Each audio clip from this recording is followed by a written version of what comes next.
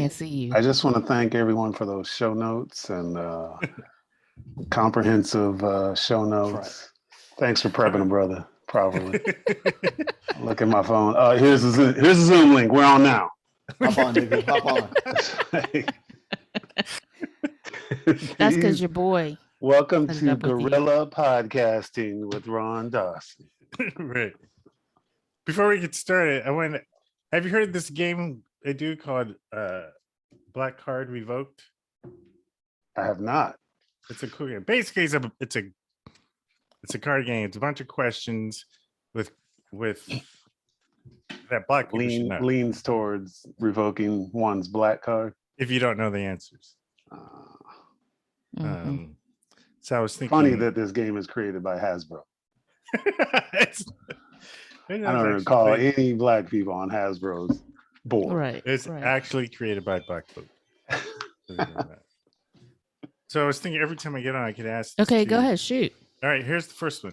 So three of these questions are more opinion, but this first one is definitely an answer. Oh, Ron be always coming up with these gotcha questions. These questions based in fact or totally subjective? Who are you aiming these questions? Technically, Milton Berle says. And are these questions? You have to say who the question is regional for. or universal? Right. I would say it's connected to the Black American experience. I just have you know that Ron asked us if we knew who Philip Bailey was this morning. I almost had to reach through the internet and slap him. Why did you have to bring that up? We did not even. Hey, I'm putting you on the spot for asking that dumbass question. Have you heard of him? Yeah. Oh my God. There's a kid named Michael Jackson. Have you ever heard? Here's the first question. I heard he's quite a talent. You got to say who the question's for. He's got quite a falsetto. This would be for anyone who can answer. Okay. How many characters did Martin Lawrence play in his self-titled sitcom? Oh, who cares for one?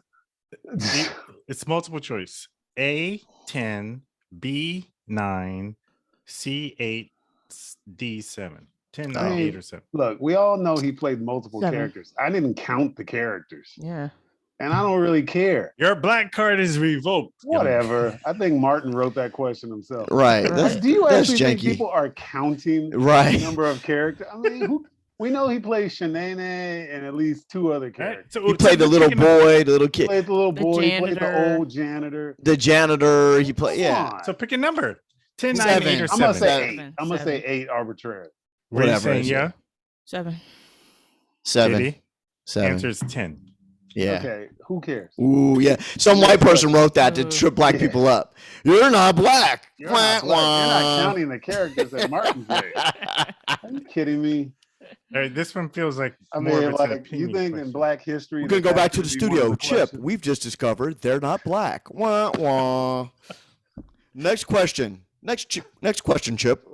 Right. Who's your mother most likely to tell your whole business to? Your grandma, your pastor, your auntie, everybody.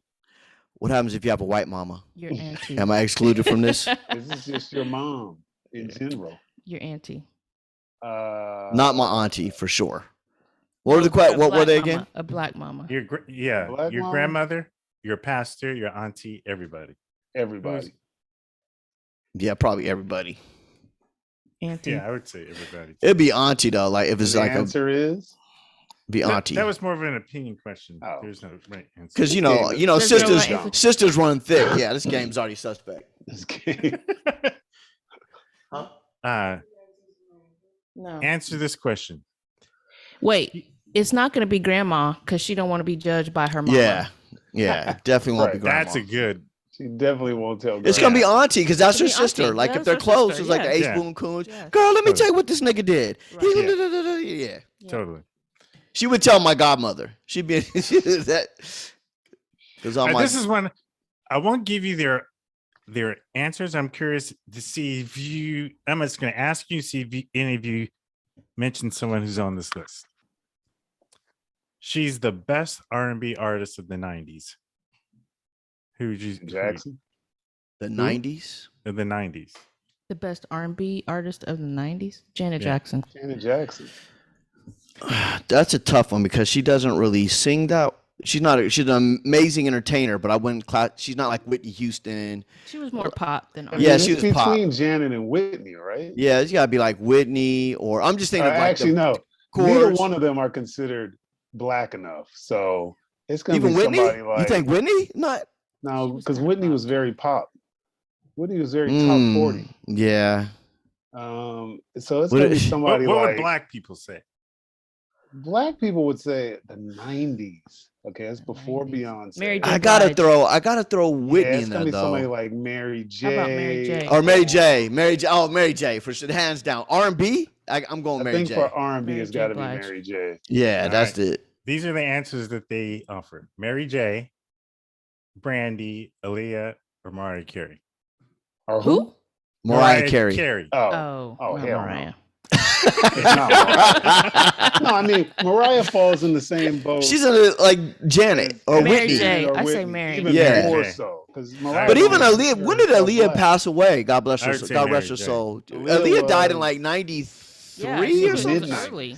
Yeah, and then Like who? mid- And Brandy was like Brandy, 92, was and then already she just fall- fell off. I There's mean, Mary. She was Come already on, doing her Mary. TV show by then. yeah. So I mean, I'm telling you, Mary J. It's hands Mary down J. is yeah. Okay, here's the last one. This is gonna be a tough one. Well, you'll see. Which of these disgraced celebrities should get a pass due to their contributions to culture? None, nigga, none. For Michael Jackson, Not Bill. Bill Not Cosby, Bill. Mm-mm. R. Kelly, the Aura. He didn't contribute shit except for contributed music. to music. Their options. Yeah, The options are Bill Cosby, he provided housing for people. Yeah. Chris Brown, Come on, people. That's He's R. not that Kelly, important. Hell no. Kanye West. Oh my God. I mean, wait. What's the question? Who can get a who pass should get because a of their pass considering contributions their to the culture? contributions to culture? Out of these, I four. mean, if you're talking I'm saying about none. who contributed the most culture, Bill, hands down. Bill. would be yeah. Bill put a gang But- of niggas through college. But motherfucker was raping people. So Yeah. can we really forgive him? Hell no. Yeah, That's I a good mean, point. who gets a pass If on you're that? just going on a scale of who probably did, well, this is gonna get me in trouble. But I would have to say Chris Brown. Uh-huh. Now, I'm not What did he do? advocating. What has he? He- What has he done, or what did he Rihanna, contribute smack though? Rihanna. I mean, No, I'm saying he contributed the least culturally. I mean, he contributed. Some oh, good is that what music. Ron? But the question, No, The he question should get who a gets a pass pass? considering what they've contributed culturally. I'm saying. Oh, he got committed- you. He committed the least offensible crime. Right, and the least amount, but he's he still also would be the contributed least. Yeah. the least culturally. It's easier to give him a pass than the other Yeah. Has cats. he? Yeah. Like, What? what has Kanye really done except talk stupid stuff and Kanye- harass Kim?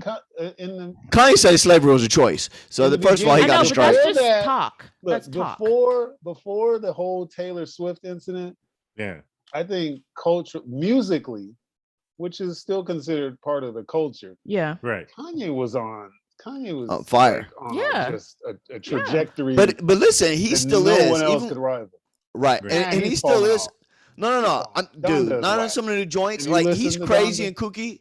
No, yeah, I'm just saying I mean, people are still trying to get down with him. He had a new joint with Jay-Z. And I mean, it's like if you I take mean, the talk, people are trying it's to hard to get- take him out. seriously because he's so kooky, but he's still putting out joints. He's still putting out When you bangers. say people are trying to get down with him, you mean like work with him or people still? I'm support him? saying they everybody gives him a side eye because no one can argue this dude is not kind of kooky in everything he does, but he'll produce hits, and so people are still Of willing course. to I get in the mean, studio with him. He's still a. He has not stopped talented- making hits, is what I'm saying. here's what I'm saying. Here's my point. Is he Let's- making? wait, let you. Yeah. The Bill, Chris, and who was the other one? Chris Bill, Brown, Chris, R. Kelly. R. Kelly. R. Bill, Chris, and R. Kelly all physically assaulted people. Right. Yes. Kanye has. So he's got- yeah, as far he's- as I know. Yeah. Although I mean, he should slide although out there. He assaulted although my Chris- ears. okay, A dude would Chris say Brown has Kanye assaulted- assaulted his ears. Chris Brown has assaulted more than just Rihanna. That was the big one. Yes, that's what I'm saying. Kanye's has- just crazy and talks crazy, Well, and now he is verbally and psychologically abusing Kim.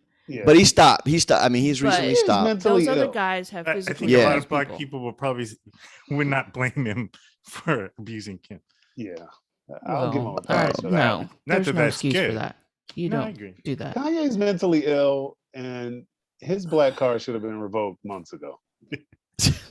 Yeah. Seriously, like when JD years. said, the His minute he black card said should have get slavery revoked was with optional, that Trump Trump nonsense. That was nigga, crazy. stop. No, slavery was a choice, Slavery not was a- optional. Slavery It was a was choice. It's all But the same. optional has a different flavor. When you say someone has a choice, like, what do we got on the menu? Slavery's a choice. I think I'm going to take choose to be a slavery. slave. I want to get on that boat and go across the ocean. I want to Right. go on I across the want to Atlantic. go and be on this plantation. Here's a Right. nice cruise, Right, and there's work.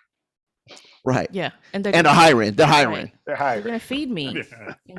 and put me in some 3 housing. squares a day, Right, room Right. and board. right. Well, So, so is this an opinionated thing, or is this a that was an opinion one too. okay? I would who could get a pass? No, I would have none to of the say- motherfuckers get a pass. If Yeah. Kanye's on there, then I say Kanye because he hasn't really done that. Yeah. He hasn't done bad, but because another dude, just like, I mean, He hasn't done God- that. No, his language has done damage. no. I'm saying compared to Compared to the but others. Kanye hasn't drugged women and all that stuff. I mean, Rape people. Bill I know, got. but I don't even know what the I'm Bill's not, at. I'm Bill, not comparing them to each other. I'm saying Yeah. individually, none of them motherfuckers get a well, pass. turn down your headset. Yours is But pretty we have to loud, pick one. We're supposed What? to. We're supposed to Jay. I'm pick saying one. Jay, All right, I let me think back we up. should move something on. is loud. Let me back up because I'm all up on the mic.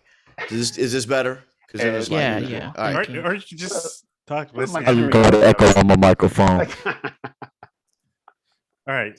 Here's we're gathered here together. For later. sermon? Dearly Let's go beloved, crazy. we're gathered here Dearly together. beloved, we are gathered here for this thing called life. So for this upcoming episode, I'm doing a two-parter on my personal faith journey and how it's evolved over the past 6 years since Trump and the evangelicals supported him. It was actually evolving even before that, but it just that kind of exacerbated the situation. And I've been Turbocharged it. yeah, and I'm just curious as people who I know either go to church or who have some type of faith connection, where if they are still believers, why they are, if they're not, why they're not, if they're struggling with it, what their particular struggles are, and then specifically for the Black people I'm interviewing, their commentary on the role that the church in this country has had with Black people, both historically and even today.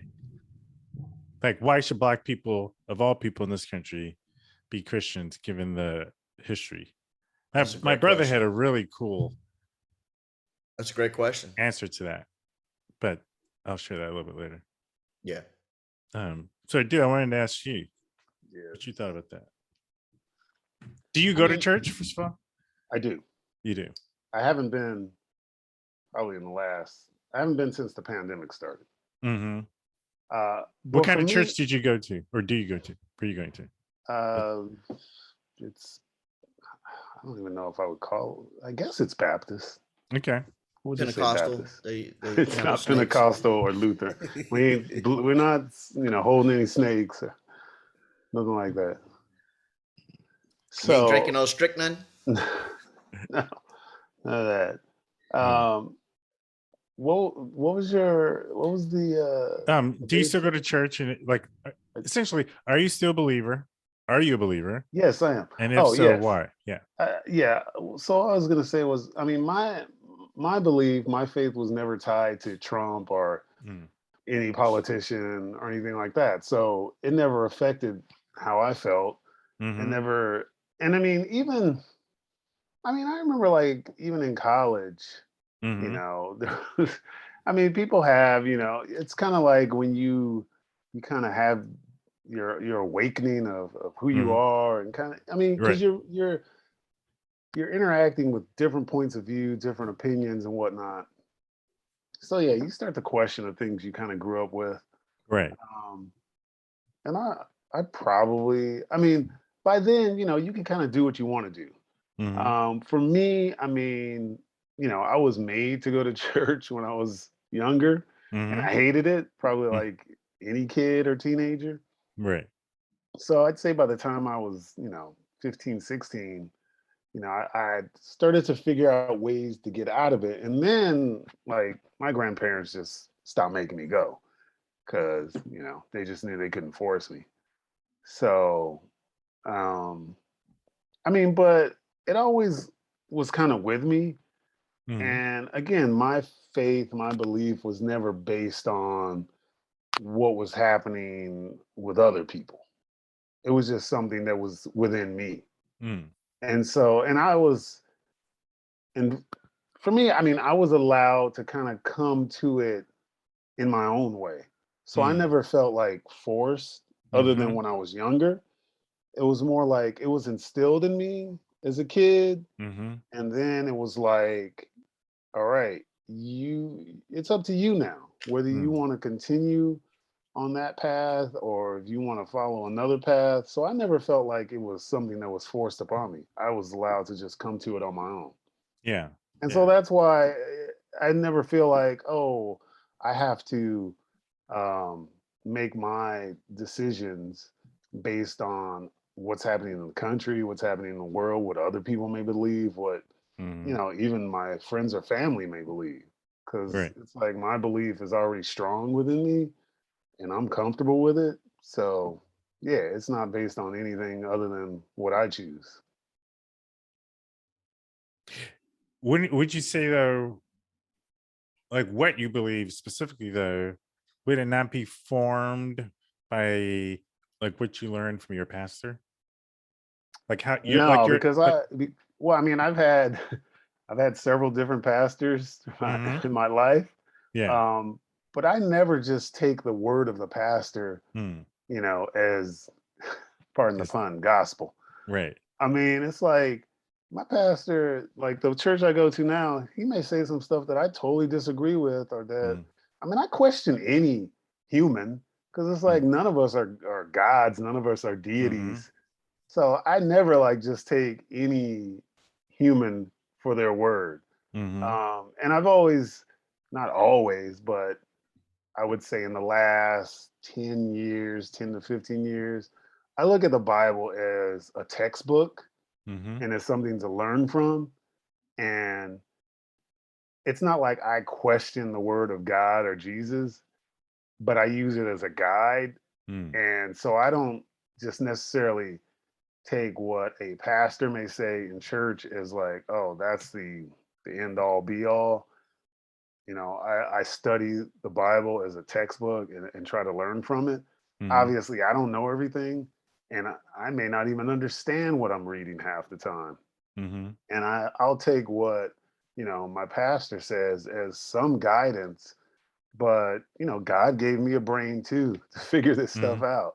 Mm-hmm. So I don't just take someone's word for it. I pray about stuff, and ask God for guidance and understanding. And, hopefully it comes to me. And, if it doesn't, it's like, I'm not gonna, it's not like the end of the world that I don't get something right now, right Right. then. Yeah. Cheating on, did you have any It's an thoughts on interesting that? question about if and why Black people should follow. I'm assuming we're speaking specifically about Christianity. Mm-hmm. I mean, the Bible that everyone follows is which version is it? The King King James. James. King James version of the Bible is what most people are following. That has a whole history behind it as well. Well, let me Um, stop you there. I don't. The King James version isn't the version that I would say most people. No church I went to uses really, the what King version James. did they Yeah, what follow? did you? I think most people nowadays, I would say, like the New International Version (NIV) is one of the most popular. In I Black never, Yeah. churches?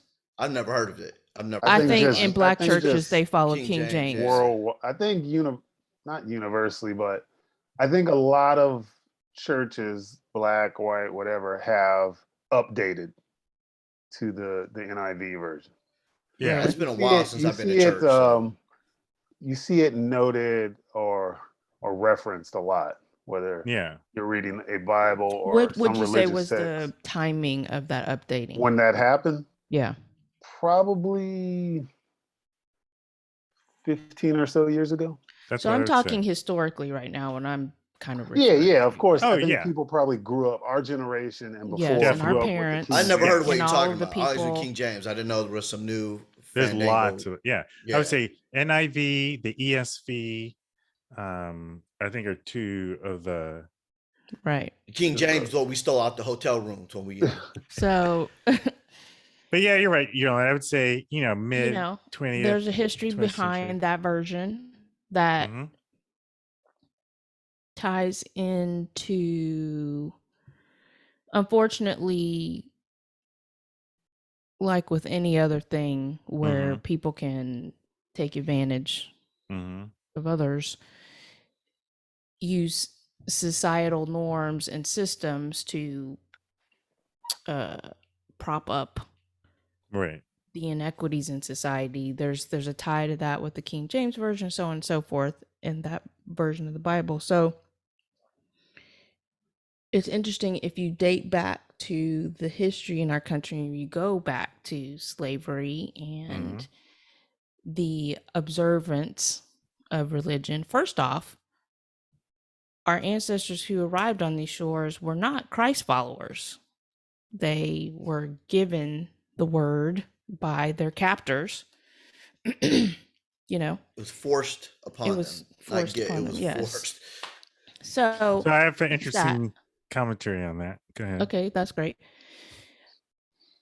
But I also feel like I think that everybody needs some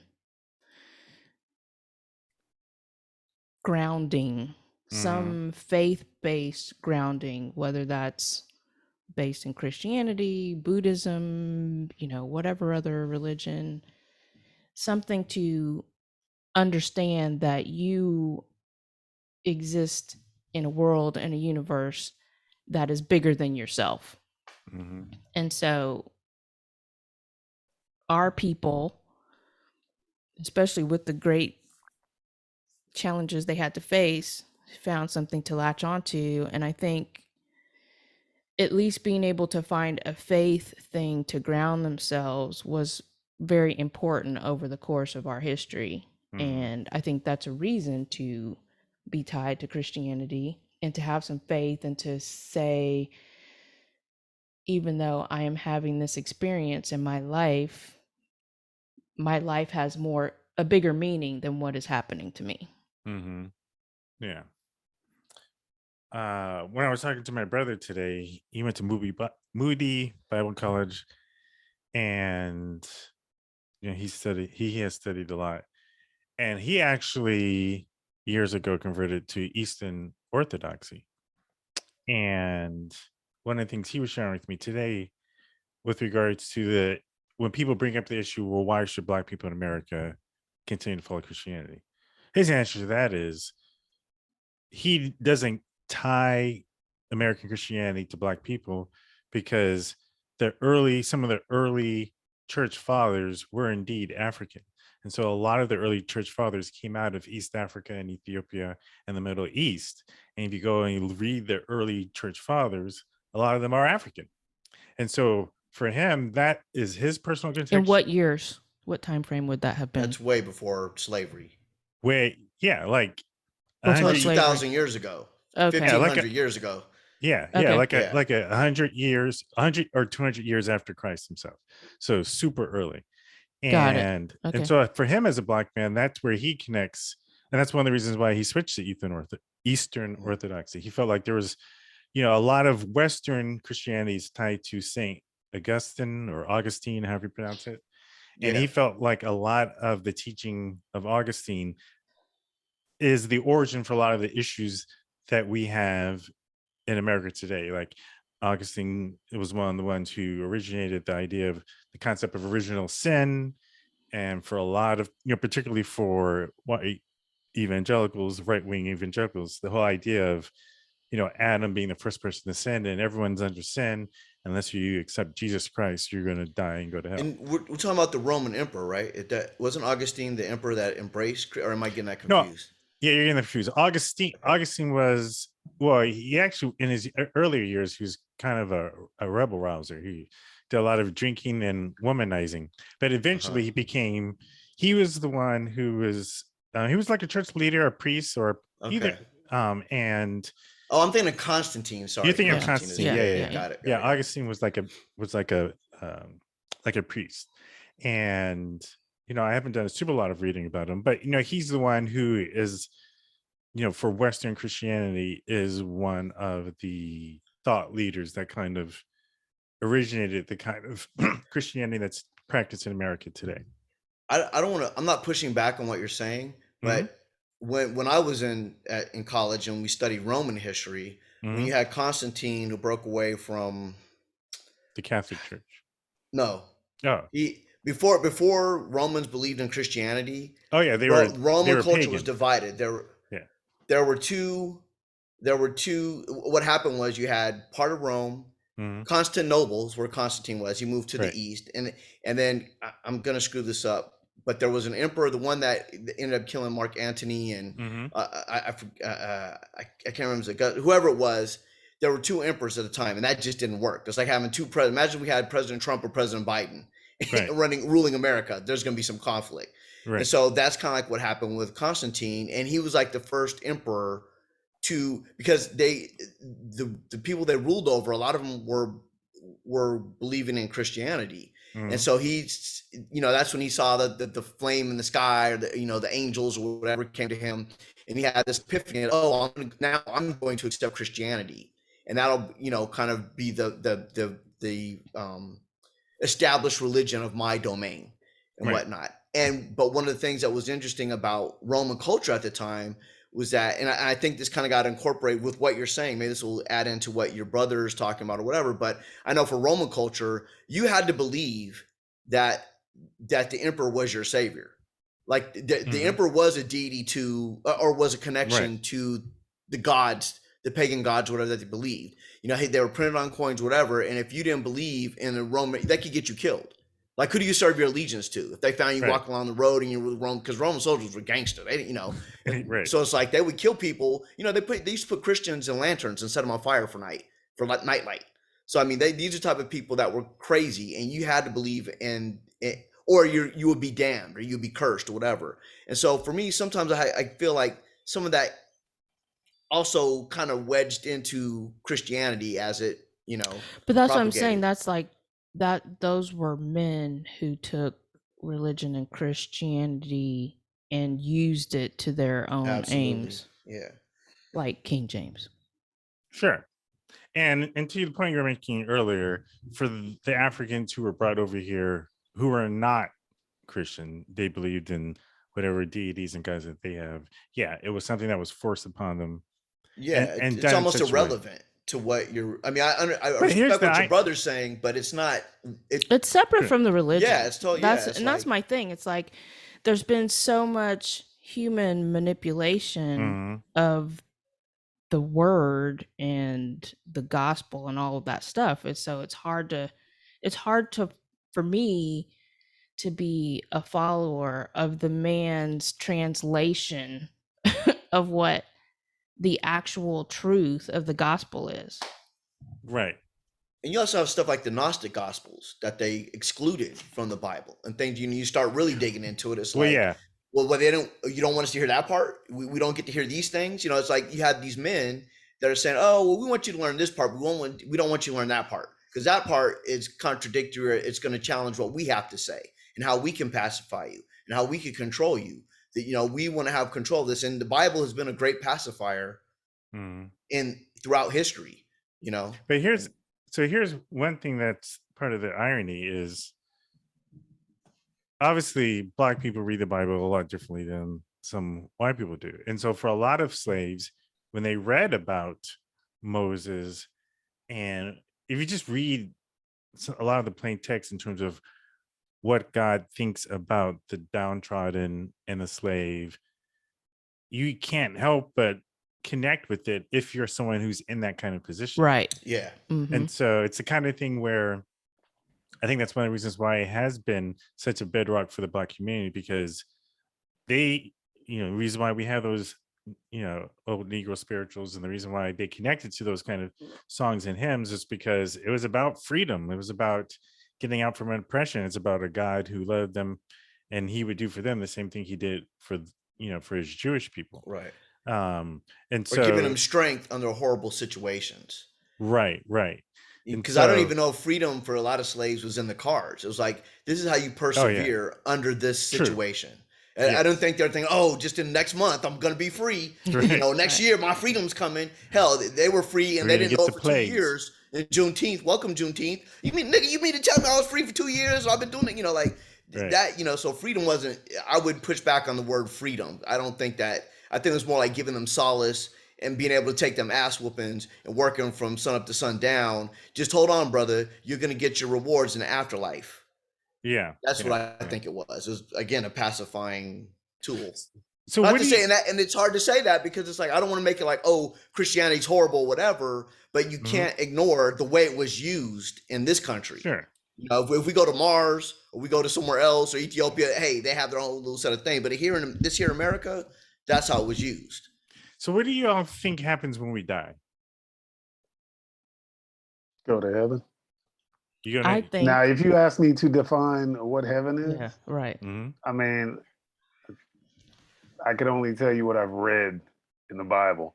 I can only tell you like what my limited imagination might be able to, comprehend what it is. But I couldn't really tell you, what it is, because, okay, once I died, does my soul experience things that my human body and human consciousness did?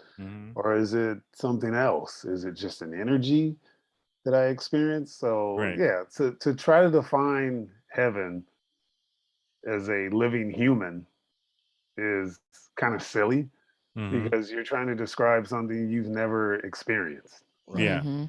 Or that you're limited to by your human imagination, because you may think, heaven is like, I don't have any bills, I got all I want to eat, as wealthy as I want to be, whatever, I mean, Islam, I'm never hungry. You get so many virgins. All that stuff. Yeah. So it's just I got like 70 wives, I got 70 virgins in my stable. To our human capacity of what we think paradise is. Are the virgins they're getting like women who just never had sex when they were on Earth? That's not my good paradise. I want like 70 strippers in my thing. I need like 70 hoes with me. Teach me something. Teach me something. If that's you say that now, JD. You obviously never dated a stripper. Put that in your Easter podcast, Ron. That is living hell. So I hear. A dude can't even deal with 3 of them. He can't even deal with 3 hoes. He's on 70. Good Lord. You're asking for trouble. I mean, just think about that, though. Let's think about that for a minute. About the 70 virgins. That's crazy. And for the record, none of us are experts on Islam, so we don't. I know. 70. I know, but I'm just saying. Because 69 of those could be just taking care of the house. You had to pick 69. But of course he did. Of course. Right. Go ahead. Any number of virgins. Whatever number of virgins, yeah. The mentality of the need to subjugate the female species is so prevalent. That's what makes it great, because she's a virgin. The creator, right. The creator of all mankind. We're going to subjugate her. We're going to bend her to our will. The only caveat that I think is worth putting out is we're all acting for what we think Islam is about based on things that we've heard. No, I know. I'm not saying that, but there's the thing, the 70 virgins. How do you know? That's what I'm saying. How do you know? Have you read the Quran? Do you know it actually says that? Or are you going by what the white man tells you the Quran has said? No, I think I'm going off of say that. Hassan Minaj and other comics making jokes about it, not being factual, maybe but just in the zeitgeist, white comics, black comics, Muslim comics, just people referencing it I've just accepted, oh, that's in there.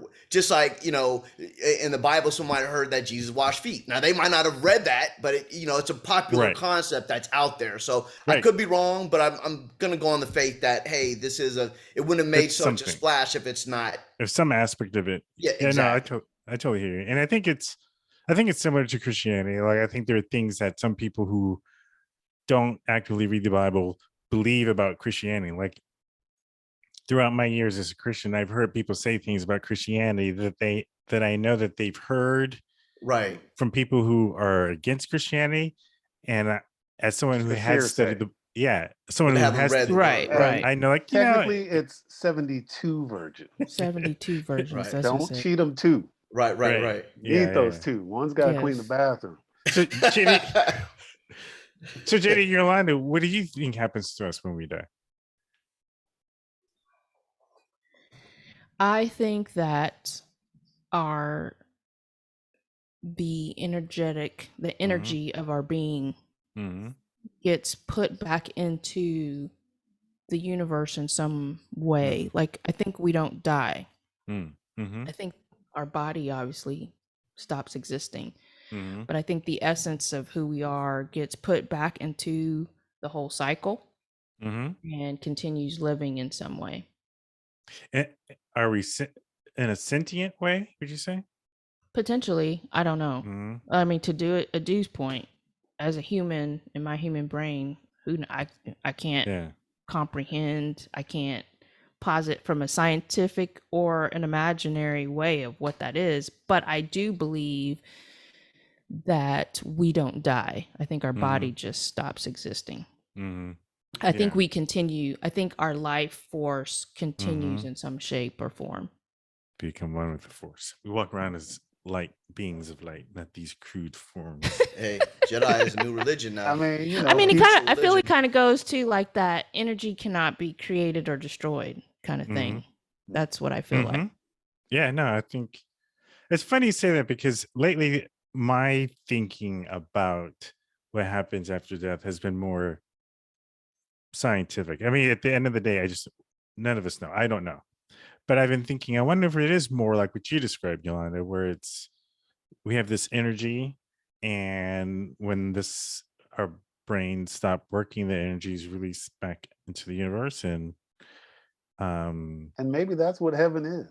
Maybe it's just escaping this body, that we've been placed in these mortal coils temporarily. Because really, like, if you really think about it, like, your body kind of limits you in certain ways to all the things you want to do and experience. Like, you can only be in one place at one time in your body. If you're just energy, you could be wherever you wanted to be. You're limited by your physical capacity in this human body. You're limited by your human brain and consciousness. And your physical attributes. I mean, think about people who are disabled or whatever. Isn't that what I just said? She's not listening. She's not listening. God created woman. Was he? No.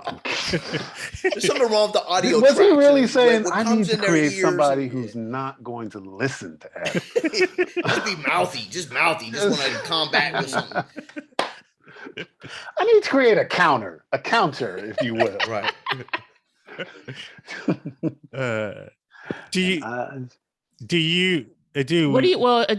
I mean, sorry, JD hasn't answered the question. Yeah, Joseph, what do you think happens when you die? All right, get ready for a metaphysical trip. I just think, like, lately, in the last, I would say probably 15 to 20 years, with more science that we've learned.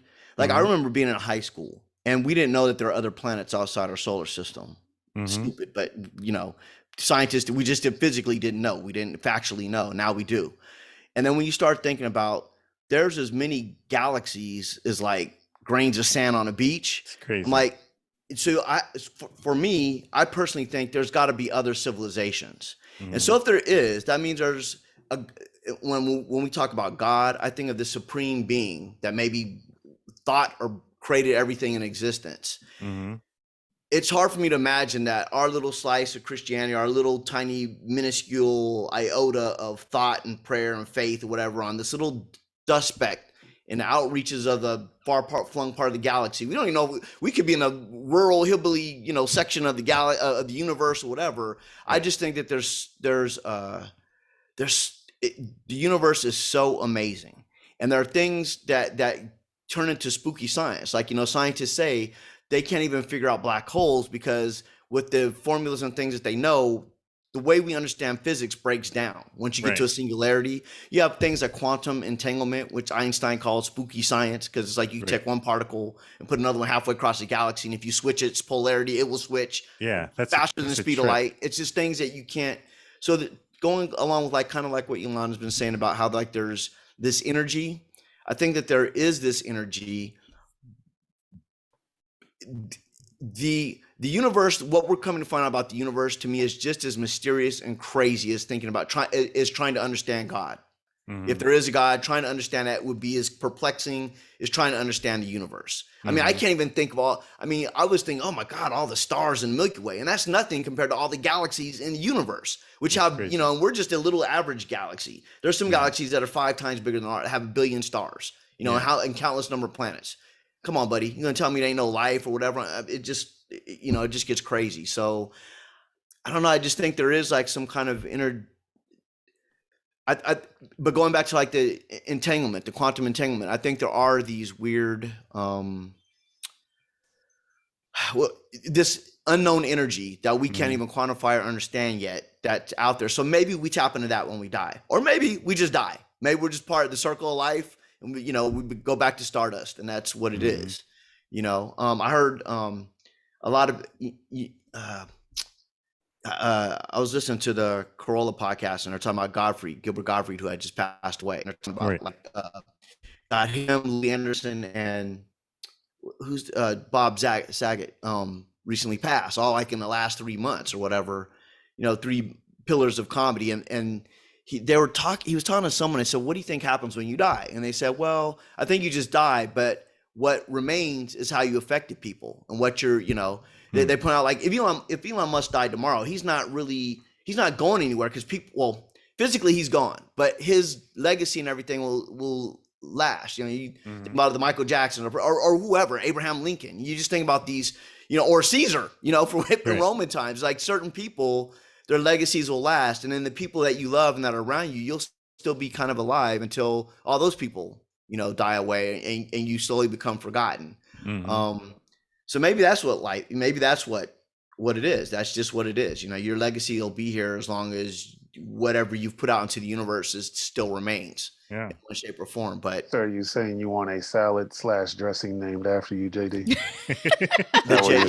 the mulatto flavor. Right. Because that's what Caesar has. Yeah. And a casino. Yeah. Right.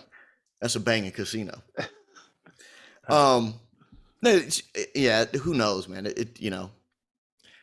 I'm on the Celestine prophecy tip, where people have read the book. I'm more about that, more metaphysical. What impact have you had on people around you? Not much. Well, this has been good. Another episode. Be like, poof, be gone. I'm afraid to ask about the Fermi paradox, because then Janie and I will be up here until 4 o'clock. Oh God, please don't. You'll be talking for hours. Well, you can set it up. Well, the Fermi. The Fermi is that tied to your Christianity thing? No, set it up for our audience. The Fermi paradox. I thought of it because JD brought up, there got to be other civilizations out there. So the Fermi paradox says, if there were other civilizations out there, we would have seen them by now, or some evidence of them by now. It's like the Bigfoot paradox. Why by now? Oh, please don't. Let's not. Yeah, he's stabbing at me. He's stabbing at me. Again, that's almost like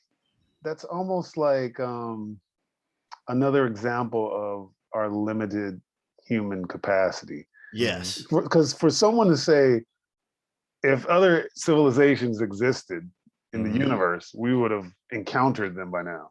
Not There's encountered. room. We would have not encountered, seen evidence of them. I mean, did you hear what But JD just Ron- said? He was in college. We were in college before we had evidence of other planets outside of our solar system. Yeah, not our galaxy, our solar system. I'm always, whenever a scientist says there's no way or whatever, how many times have we heard that through the annals of history? That makes me where they were completely discount wrong. everything they say. And it's like they say that.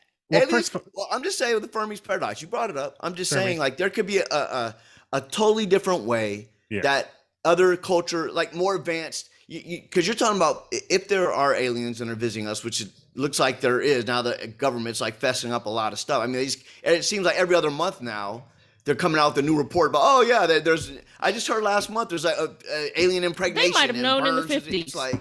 For that matter. I think they have, and they were worried about letting people know, because what will that mean to religion? Will everybody just go crazy if they found out there are other lives or whatever? And then we're not going to have that control over our society. And we can't claim that God totally is the only God and he only blah, blah, blah, all that.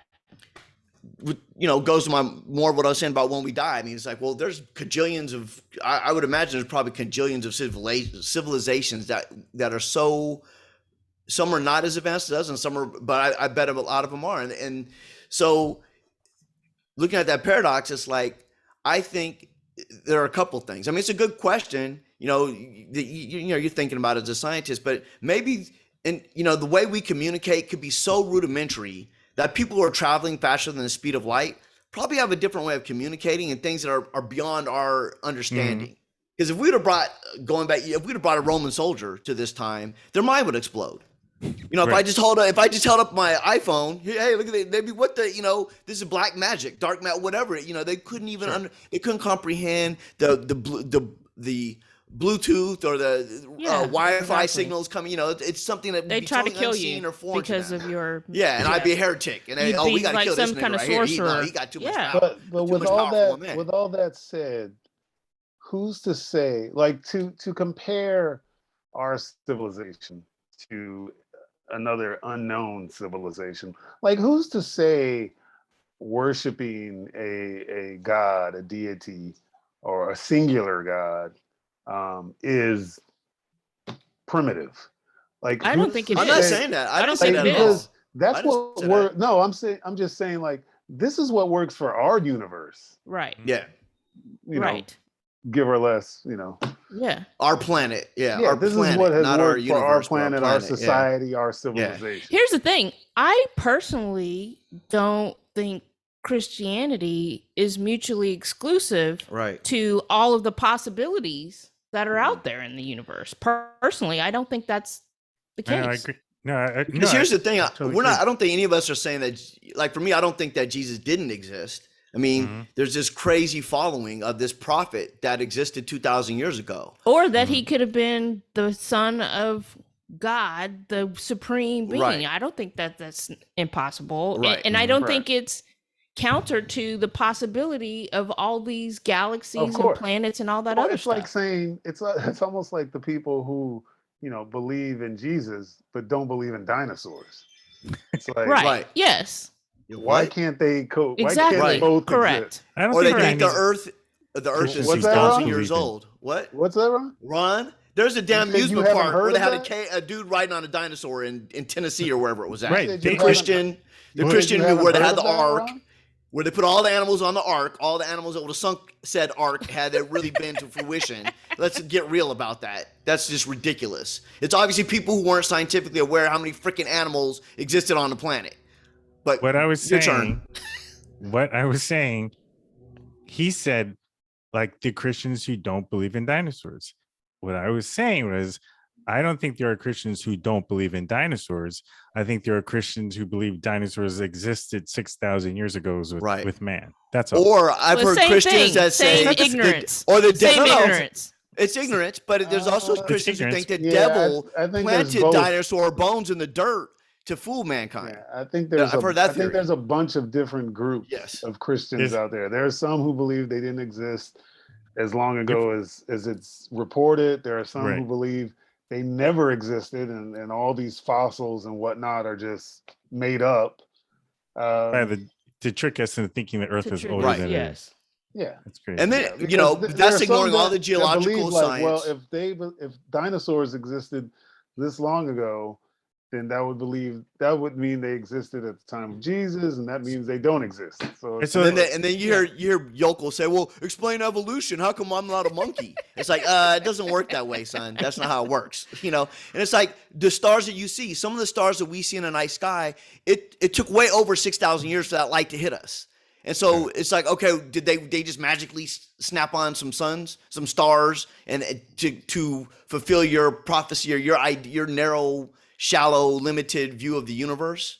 You know, God turned on some lights magically. Just put a stick 'em up. You know, here's a star and there's a star here, and it's just always it just gets it's just like exhausting because it's like science field after science field after science field negates these stupid ideas. But it's like people still come at you. Oh, what about it? What about evolution?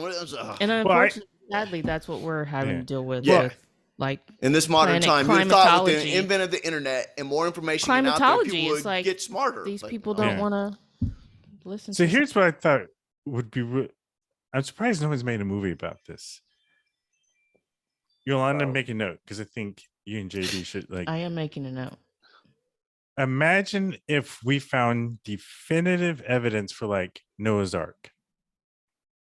Or there was this small film called Raiders of the Lost Ark. Well, the Ark that's a different Ark. That's the Ark of Covenant. That's not Noah's Ark. Noah's Ark. I'm sorry. There was a movie made about Noah's Ark. There was. It came out in the 70s. I remember. Do you remember that? No, there was one that came out. Keep going. I want to hear the idea. No. Oh, was it terrible?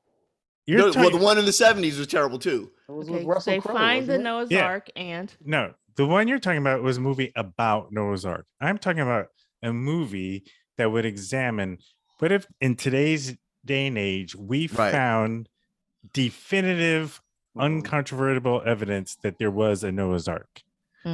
How would that affect? What kind of impact would that have on the world? That's a great premise. And let me add to it. Wait, are you done, Ron? Yeah, that's essentially the premise. Like, because so many religions. Who cares? Because if you found, because right now we're at a stage where everything that we believe about religion is based on faith. Like there's nothing that says this absolutely happened. And one of the big things was Noah's Ark. Yeah. So I'm saying if there's a way you could realistically depict a Noah's Ark and it being found, what would that actually prove or do? What would that prove? Yeah. It's like finding the Shroud of Turin or finding, actually saying this is. So you're saying it would prove that there was a flood that wiped out all life on Earth? Yes, that's the premise of the movie. You found something that proved that there was. But there's religions before Christianity that have a story about a great flood. Yes, I do that's know not that. the first time it's shown. Okay, so I'm just saying it's not unique. It's just like no, but that's my point. If you found, because the story of the ark and the flood, yes, it is seen in other religions too. I'm not saying that would prove Christianity. It would prove that all these religions were pointing to this thing that a lot of people think is myth. And now you found something that proved it wasn't. All right, well, I'm going to jack this premise up. Listen to this. I say you start the movie out where they find a fallen UFO ship that crashes in the mountains at Arafat. And then they go up to the Mount Arafat, and lo and behold, they find the Ark next to UFO spaceship. Then what? I like that premise better. Then what? Because now you're like, oh, shit.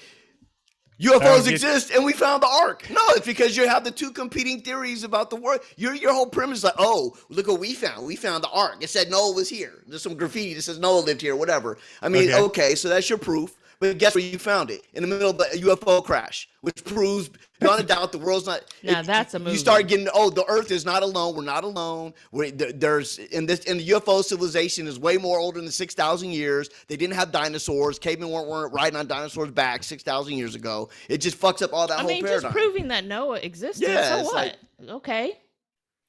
That doesn't. The fact that you don't get the impact that would have if you could definitively. No. I think UFOs would have a much bigger impact. I'm not saying. Here's the thing. There's too many people who buy into religious principles, and so it's like, yes, of course. Like I wouldn't be surprised if they found Noah's Ark. I wouldn't be surprised by that. I think Christians almost all. I think I wouldn't say all. I think a lot of Christians do believe in Noah's Ark. Yeah. And believe that happened. Here's the thing. But there's no I think Noah's Ark probably actually happened. But I don't know if it was Ron, every single like, animal was on the thing. Ron, And by all the saying thing, there's blah, blah, no blah. If proof, somebody found that ark, Yeah. I'd be like, okay, yeah, what okay. is It wouldn't what change is one It wouldn't thing change anything about what I believe right now. Ron? Not What is the one. number Not one? one thing. What is Yeah. the number one? Uh-huh. What is the primary thing about religion? It's a one-word answer. God. Starts with an F. Faith. Faith. Yes. So faith doesn't require proof. Correct. You're That's right. an excellent point, Adu. But here's the thing, though. You're right. Faith does not require proof. But if you had proof of the thing you had faith in, it would have a dramatic impact. No, that's for On the other who? But people. Ron, I we guess. have like the That's- Shroud of that's for the Turin that doubters. prove like a lot of doesn't- people believe but the first of Shroud all, of Turin is Jesus, like the thing of Jesus. That's much more closer than the Ark. Here's Yeah. the That's problem. there today that we can here's- analyze and study. And Here's the problem with the Shroud of Turin. A lot of people think it's not legitimate. but wouldn't you find that same thing if somebody found the No, Ark? but Wouldn't that the kick up the point- same No. problems? This is a movie. We can make it. I know. point- So the Shroud me of Turin finish. could be like, we figured out this really me is the finish. Shroud of Turin. Jesus was buried in this. Let me finish. The Shroud of Turin is a real thing that a lot of people don't think is legitimate. Even if you look at the image that it has, it portrays an image that would not be what Jesus looked like. That's not white Right. Jesus. It's not white Jesus. It's not white Is that what Jesus. you're It's saying? Peter O'Toole wrapped up. It doesn't Peter look like O'Toole white wrapped- Jesus. It and looks so like it's not white- Jesus. You know what I'm saying? The Shroud of Turin kind of looks like white Jesus. If you look at it, right? It has the long It has hair, a whatever. very European, like Exactly. So a lot of people don't even believe Eurocentric it. look. Right. What I'm saying is like your UFO thing. Lots of people believe in UFOs, but we don't have any definitive proof that there were UFOs that people have visited this planet. That we Right. know of. That We're we getting know. closer. We're getting We're very getting closer. Yeah. So the premise for this story or the UFO story, we get definitive proof where it's incontrovertible. It's empirical. You can't, Okay. you can't that I still there don't was- know what that means for me. because what it means is a lot of people don't believe in the Bible because they think everything in the Bible is a myth. And so But if you that's what I'm found, saying. Well, so if you yeah, maybe. let me But- finish. but- Let me finish. Okay. So if you're able to find one thing in the Bible that's incontrovertible, it's true, then it's like, oh, for all these It makes years, the whole rest of the Bible true. no, it doesn't. No, it doesn't. What is But your It point? makes that one thing. my point is, Score for the Christian. or anyone who believes in a God. Or But there are a if someone number of who things in believes the Bible that are true, that are provable. There's cities that exist that this Yeah. is that city. This Right, is, but I that- mean, so but that's, those cities aren't tied to miracles. Mm. but what, but is the, all I would just say is this. Ark is There- tied to are the miracle, ark, yeah. because the Bible is allegorical, some dude could have been, But Noah you could have think been, it's allegorical. No, Some no, people no. think it's real. right. Some people think it's fact that it came out Yeah. of physics, and That somebody thinks somebody it, went in yeah. a whale's But mouth. it yeah, came somebody out died. Eli, Somebody came went in a out. big old whale, and they like Pinocchio Technically, came it out of a wasn't whale's mouth. a whale. It was I know just- technically it wasn't, but people say that it's like it was a big I understand fish. what it technically was. Yeah, it was a big fish, but that got converted True. from the Greek Bible to the King James version. It's a whale. Niggas thought it was a big old whale, and Right. they And he saw survived, Pinocchio and Geppetto and it was in a there. whole Yeah, thing. it's Yeah. all nonsensical and That's nonsense. not allegory at all. Yeah, that's not allegory. That's not allegory. My point is that to Yeah, what no, I Adu think was saying, the Bible can be great in terms of an allegorical text to help you Right. when you're faced with situations, how to navigate that through with your life, and the way to kind of take a elevated examination of the trials and tribulations or things that you Right. face.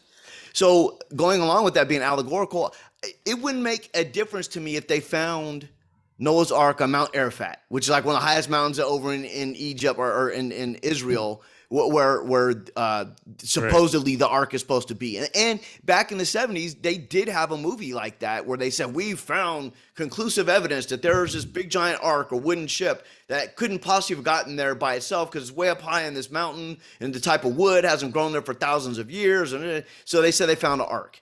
And but it still doesn't. I mean, there could have been. They could find 15 arcs. Maybe there's a whole bunch of people like Noah. So, oh shit, a flood's coming. Now get everybody get in the boat. Somebody call the ark builder. Right. There could be 3 or 4 arcs. Who knows? I don't know.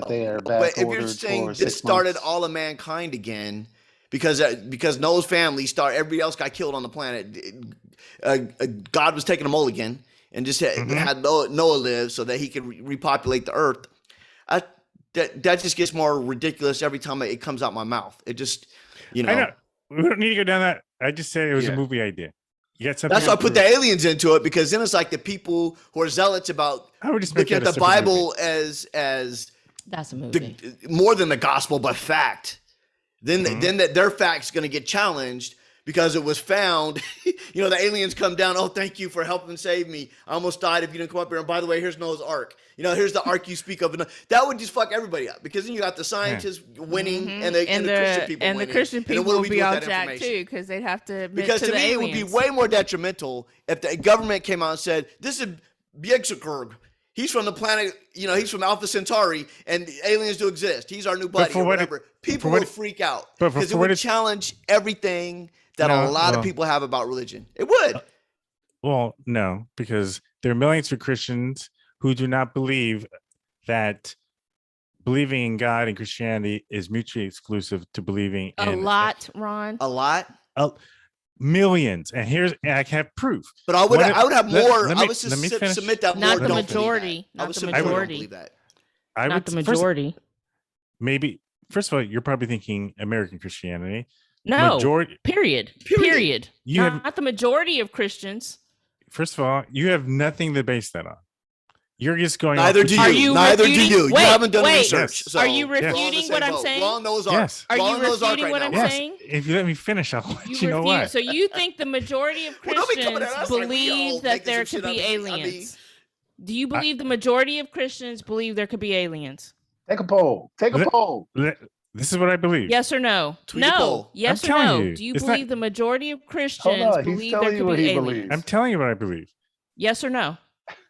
You can't answer it yes or no. I don't know what the majority of Christians believe. Okay. But what I can tell you is a majority of Christians in the world are not Western American Christians.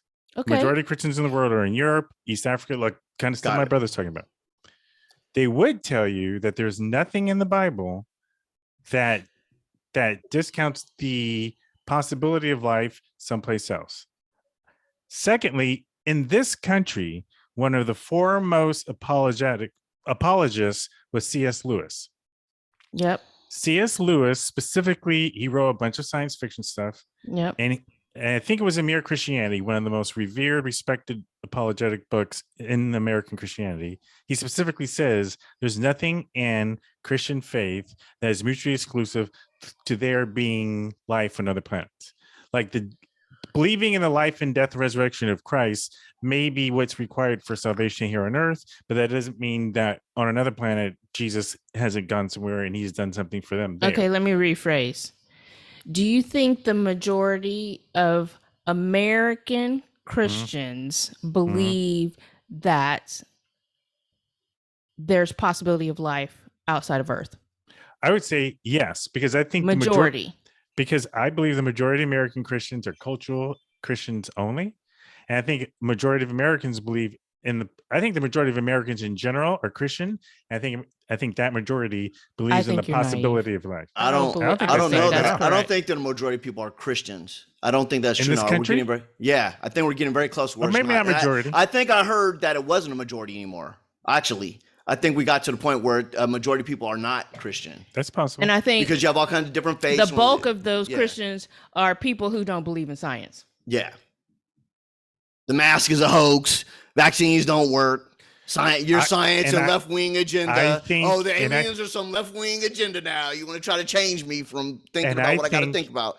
I think you're reacting to what you see in social media and on I television. I am. All right. So Rick Schroeder told me there's a war coming. Got to get the truckers together. I'm going off what I'm seeing from the right wing. I saw that. Yeah, I'm not getting it from Rachel Maddow. I'm not getting this from Rachel Maddow or Chris Hayes. I'm getting it from the Tucker Carlsons. Hey, and people like maybe, but I'm watching. Here's what I watch. Yeah. I watch voting trends. Mm-hmm. And I'm going off of voting trends and what I know about the study and the exit polling of people who vote and how those people line up and what they're believing and all that stuff. Yeah. I'm not going off of, who has the trending hashtag. Let me throw in But what do you see in that suggests that they wouldn't believe in the possibility of life on another because the majority of voting Christians trend from a statistical, the majority of voting do not believe in the scientific situation. They don't have faith in science the way they do in the Bible. Are these Christians in one area of the country? Right. And that's a huge voting block. Christians are a big giant voting block of people. They are clustered. They're clustered in certain parts of the country, but they're all across. What about the Christians on the coast?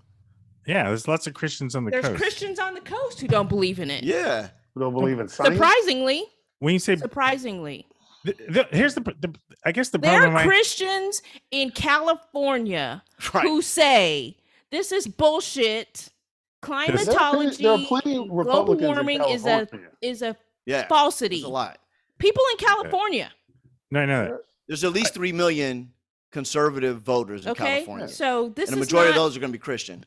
I guess the problem I have with what you're saying is I don't disagree with you that there are lots of Christians who doubt aspects of science. Yeah, I don't disagree with you. But my only counter to that is unless it comes to vaccines. Let me finish. There are lots of Christians. There are lots of Christians who do. As someone who has been immersed in the Christian culture in terms of reading books, reading and watching stuff from organizations like BioLogos, listening to podcasts like Unbelievable, who has for over 10 years has had conversations between believers and non-believers and between Christians who believe in science and those who don't. I know there is a healthy percentage of those in the Christian community who absolutely affirm science. Some of the greatest scientists in the world have been Christian. Yep, that's true. And so I'll take that. Yeah. So all I'm saying is I don't disagree with you that there's a large percentage of Christians who are wacko, don't believe in science. I think there's not a majority. I don't think there's a majority either way. I mean, but Ron, that's something I'm sensing though is that for me, I think like when I look at you and your Christian faith and the things in the churches you've been to me, you're like the new and improved Christian, millennial. Hey, we're hip. We're not. But I'm thinking about all the Christians I've known growing up in my life, like my aunties, my black aunties, my white aunties. White aunties. Yeah, I'm like, yo. They do not believe in this shit you're talking right now. They're not, oh, hey, LGBTQ, come on in. No, they're not about that at all. They are not about that shit. His own, and that's the majority of people I know. Now, maybe I have a limited majority, or maybe you're in a bubble. They're in the new hip bubble, Christian bubble that's really hip. And hey, we're reaching out to everybody. Because I know there's a lot of Christians that aren't like that. Their faith is like, yo, this is what I was taught. It was parroted down to me from the other parents that parroted down to them. And I'm going to believe this till I die. This is what Christ is. It was beat into me for 50 years. And now I'm supposed to change what I was taught. No, I'm just saying. I don't think that. No, I'm saying the quote unquote bubble that you're referring to. Yeah. The hip bubble, the hip Christian bubble. In terms of the Christians that I've listened to and that I've been bubbleized in. Yeah. I can't argue that at all. Are the largest churches in the world. They have like tens of thousands of members each. And so from just a statistical standpoint, if you were to take from statisticals, which is science, if you have multiple churches that have 10,000 people each, and you know that in all those churches, science is affirmed, you can make a statistic. Think about all the tiny little churches with little memberships. Let me finish. Right. My whole point is the argument that you seem to have been making is that there's a small percentage of Christians who believe in science and there's a large percent who are wacko. No. I didn't use those words. We didn't use, don't use words that we didn't use. I didn't call people wacko. I'm just saying. Okay. I'm saying the majority of Christians in America are not science-based Christians. And that's where I disagree because statistically speaking, using science of statistics, if you look at multiple mega churches that each have 5, 10, 20,000 members worldwide, and you know that those are churches that affirm science, meaning 20,000, Ron? 5, 10? Yeah, I can see that. Yeah, the mega churches. But Ron, I agree with you on that. But here's my thing. Let me finish. Get to your point. My point is the whole point of statistics is like Yolanda, when you were talking about voting trends. Counting the statistics. Well, you're talking about voting trends. those are based on a small subset of people coming out of voting booths, and then they statistically apply that to the entire country. So you can say based on these, they're pretty accurate.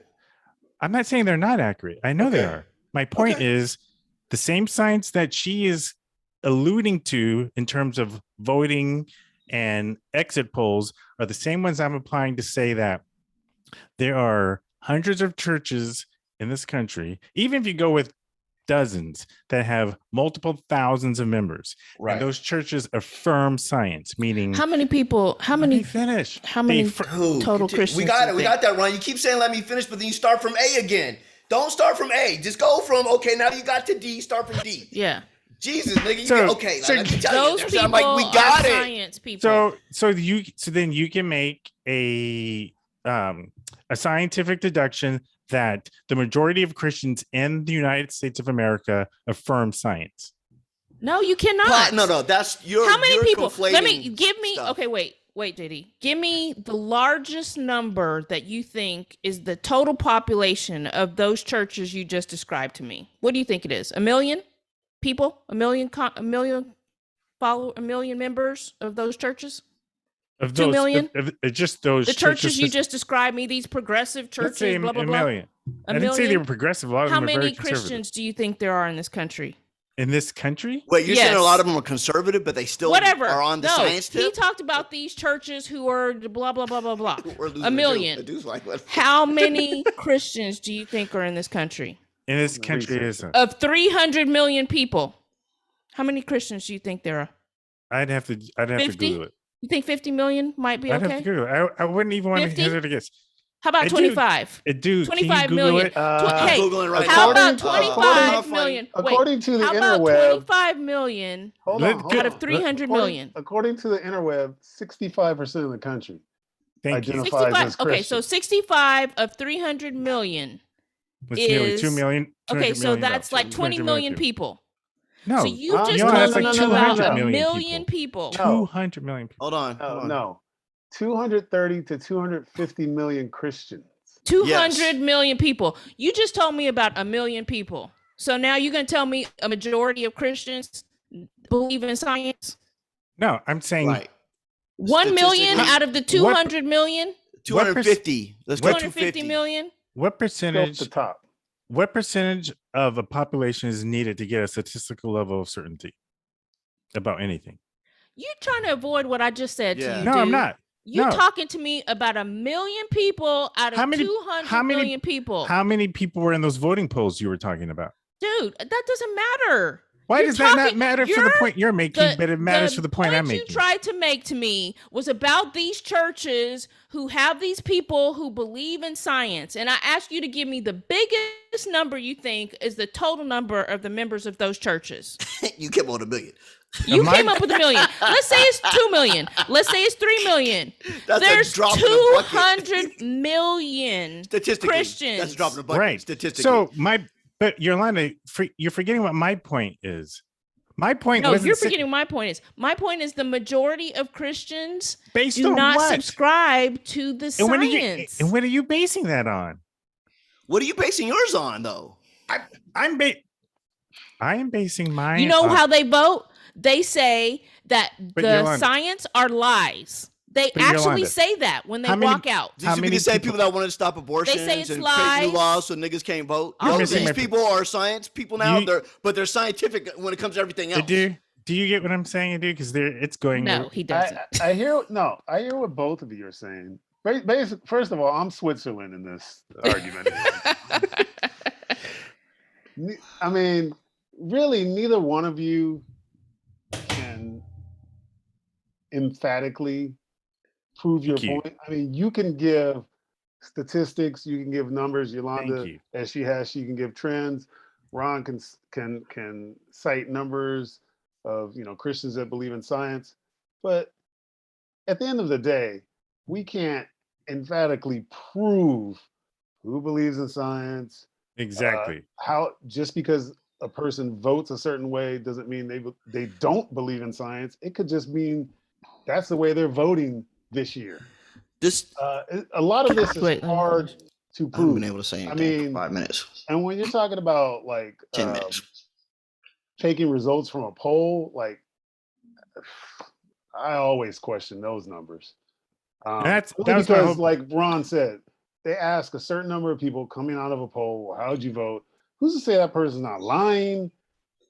And it depends It's on what hard- you it's hard to ask. say It depends on the that's question you accurate. ask. So my whole But these point. politicians are behaving based upon what they know their voting blocks believe. Which is hugely They Christian. do more studies than just the exit polling of voting. Yeah, they I go understand and that. find out what their constituents believe, and But- then they go and tout that bullshit on the floor of the And I'm saying, of the House of Representatives and and the when Senate.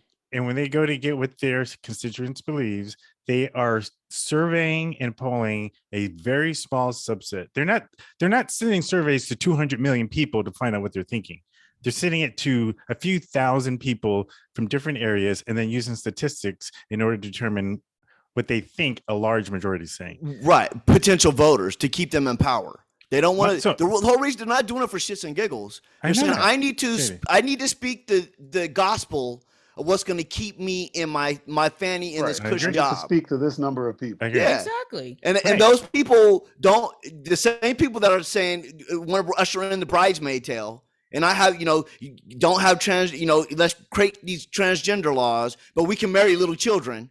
I don't want to have a omnisex bathroom, but I want to make sure that this man can marry a 10-year-old. Yeah, those are the Christians that were hurling. Because guess what? All those laws are coming up in a majority of the states around the country. They're coming. They're A majority of the states in this country want to push that type of agenda. a majority. Yes, more than a majority. Yes, 23.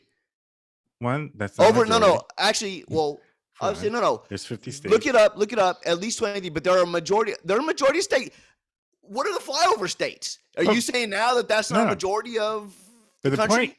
But the point that I think you're missing, that I've been trying to make from the beginning is, I'm just saying He's going to you start at can't- A again. Okay. that you go can't back. say. All I'm saying is you can't say a majority of Christians don't believe in science. That's the only thing I'm saying. Can I? Okay. That's all I'm saying. It drives me crazy because this is a Christian hiding in sheep's clothing. Because I understand that. Yes, there are Christians who might believe in a certain type of vaccine. They might not believe in COVID one, but they believe in other type of vaccines. There are Christians that believe in their cell phone. Oh, you know what? There's satellites out in space. Have we I'm not left talking it to about that, them? JV. Hold on. If we'd have left it to those Christians, we'd have never had cell phones because they don't believe in science. And they don't want to go out in space. They don't want to learn things. That if there are so many things of how science affects people's lives that they're not even aware of, that I'm sure that Christians, sure, I believe in science, until it really pushes up against their faith. My aunt believes in science to a certain degree, but she also believes the earth is 6,000 years old. So you can have both things can be true at once. So that's conflating what you're asking, and that's what gets frustrating. What was I asking? Because I felt like the argument you're saying is like it's either science or faith, and that's it. And and it's murky, it's muddy. No, I'm not saying that. But it sounds like that's you arguing with Yolanda about. Yolanda's arguing about science. Okay, well, what are you saying then? Try not to start from A. The only thing that I was debating Yolanda about was her definitive statement that a majority of Christians don't believe in science. End of story. I mean, do you really believe that was okay, right? so let's What? Do you really believe that's what I'm saying? Like, but let's clarify. Yeah, let's clarify. Science doesn't exist. That was my persnickety point. Syntax. No. We're talking about aliens and philosophical shit. Okay, You're wait, like, wow, so- do they There's a believe in difference. aspirin? This- Yolanda, they Yolanda- believe in aspirin because they don't believe they're a doctor. It gets Hold ridiculous. on, JD. They Yolanda. don't believe in triple heart bypass? Is that what Hold you're on, saying? Right? Is that what JD. you think Yolanda's saying? Come Hold on, dog. JD. Let's be honest about it. Yolanda, for Ron and the audience that may have missed your point, Yes. please repeat. Yes. Me? What? Yes. Yeah. What was the point you were What's the making? Be point you're trying to super make? specific, Yolanda. Make sure you throw in triple No, heart that's not about being bypasses super and medical specific. I think it's just and trucks stating and what her gas point and is. automobiles and all kinds of chemistry. No, Make sure no. you exclude that so that Were we you know we're saying- just talking what about was the point you were philosophical making, alien and no hard bullshit. Excuse the loud voice in the corner. Okay, so What was your point, Yolanda? my point It is Ridiculous. there are many Christians Mm-hmm. who are science deniers related to specific topics that challenge the principles of their faith Mm-hmm. and the principles of their politics that impact their economics, i.e., climatology, and things that are going to threaten their livelihood, i.e., coal mining. Mm-hmm. They choose to deny science. And there are those who deny that the world is more than 6,000 years old because of some whatever somebody decided to tell some lies to them about.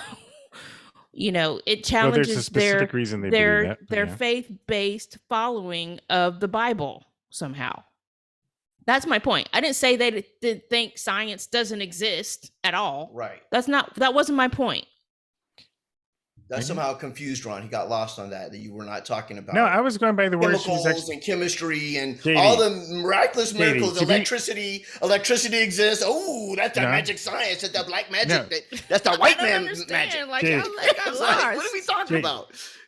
This all started out of your conversation about UFOs and whatnot, and how that would challenge Christians. I think that would, yes. Let me finish. How that would challenge Christians. And Yolanda after that said, because a majority of Christians don't believe in science. Those are her words. Well, I understand, Ron. But so you've said that, but the thing is, what we're saying now, or what I'm starting to realize, is that you want to pin Yolanda down on a general statement. I think if you when listen you to clearly this know again, we're talking about I won't UFOs have and said Noah's that. Ark. We're not talking about, do they believe that electricity works? Because there's science going into that. Do they believe in the chemistry of a combustion engine so they can use their cars to go to church every morning? Because guess what brought that about? Science. Oh, do they believe when they go to get their heart transplant that's not science? It's all science, Ron. Yolanda was not saying that clearly. What we were clearly talking about was fucking Noah's Ark and aliens, which is so crazy and philosophical for you to try to pin her down on, oh, what do you mean, Yolanda, that Christians don't believe in science? I'll have you know that they go to the doctor and they believe that half the time they believe the doctor stuff. The other half they don't. Climatology. Yeah, climatology. I will I know 80 million motherfuckers don't believe in that shit in this country who voted for Trump. I know that they don't believe that shit. Prince is dead because of some religious bullshit and not believing in science. Thank you. The reason he's not here Jehovah's Witnesses is can't because get hip transplant. Religious bullshit in science. To remind you how the conversation progressed. Oh my God. When JD, just listen, calm down. I'm going to address your point. I am becoming a Christian now. I am praying to God to help me. When you brought up the whole thing about Christians responding to UFOs, and that's the science of responding okay, to UFOs, and that was the science that Yolanda is talking about, that Christians would be. My response to that was, I disagree with you that a majority of Christians respond like that. And that's when I brought up C.S. Lewis. And that's when I brought up how there's nothing in the Bible. You're just trying to clean it up to win the argument. Like I'm not first of all, I'm not JD. Hey, dude, were you there when you saw it? I mean, you were there. I mean, once again, I mean, I will say, what am I trying to clean up? I will say Ron is not trying to win an argument here. He's more trying to present his point, but he has been cut off at least 7 or 8 times. I also will say Yolanda definitely re-established what she was saying. I think what I'm hearing from Yolanda, just to go back a little, is that Yolanda feels like there's a lot of Candace Owens in this world. I agree. I agree with her on that. Who will use, it's not that they don't believe in science, it's that they have another agenda that they're trying to push forward. I believe that even more so, because I think a lot of people who do what you're talking about, Yolanda, I think they're doing it because they want power. Like, I don't they're voting for to achieve some other agenda. Right.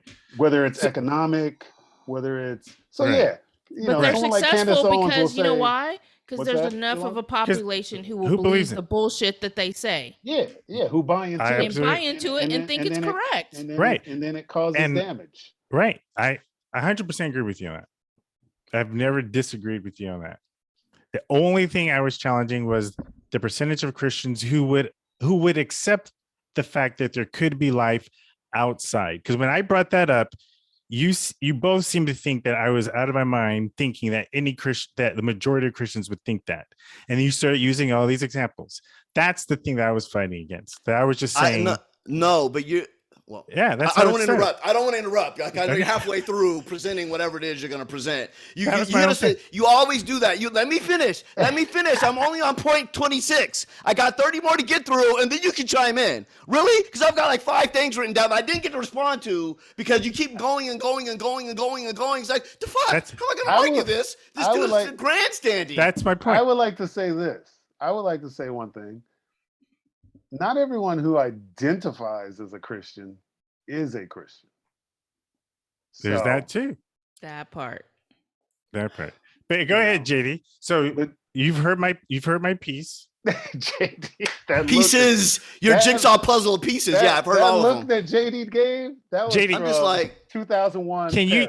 Dude, I'm just saying. Here's the problem I have when we get in these philosophical conversations. Yes. Is Ron? I would just beg you to not give me a litany of things. Wait, let me finish. I got it, and you keep going on and on. I'm like, dude, I have like 5 things I want to address that you just said, but I can't get to it. And then by the time I get to speak, it's nigga, you got a whole Noah's Ark of animal questions I can't even get to. I'm like, where do I start? Where the hell do I start? Because this nigga been talking for 5 minutes, bring up this point, this question, that question. It's like, case number 1, you talk about these mega churches, like when you guys are getting all the statistics or whatever. I don't disagree with what you're saying about how we need to go there, but you know what I know? What I see with my eyeballs? When I drive down the street in South Central, it's a gang of motherfucking little churches.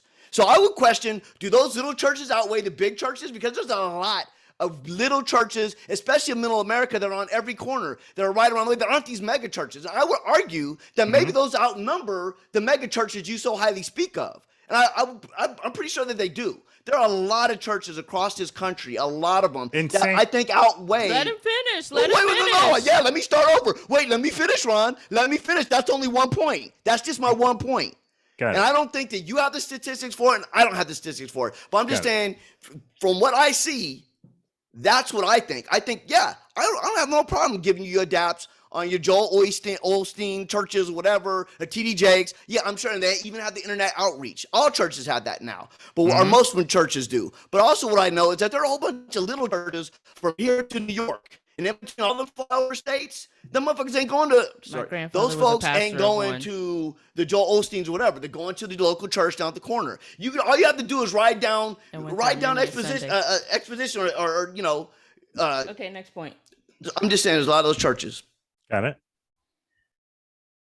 Again, we kind of, even though we were getting shut off or whatever, we were stepping on you or whatever. I think that the thing that always kills me when I get into this science versus religion type thing is I always feel like Christian folks that I know want to tell me, I believe in science. They believe in science when it's convenient. But when it pushes up against their faith and challenges their faith, then they got issues with it. You know, it's like, okay, yeah, you believe in what the medication to help your heart palpitations that came about through science. You believe that.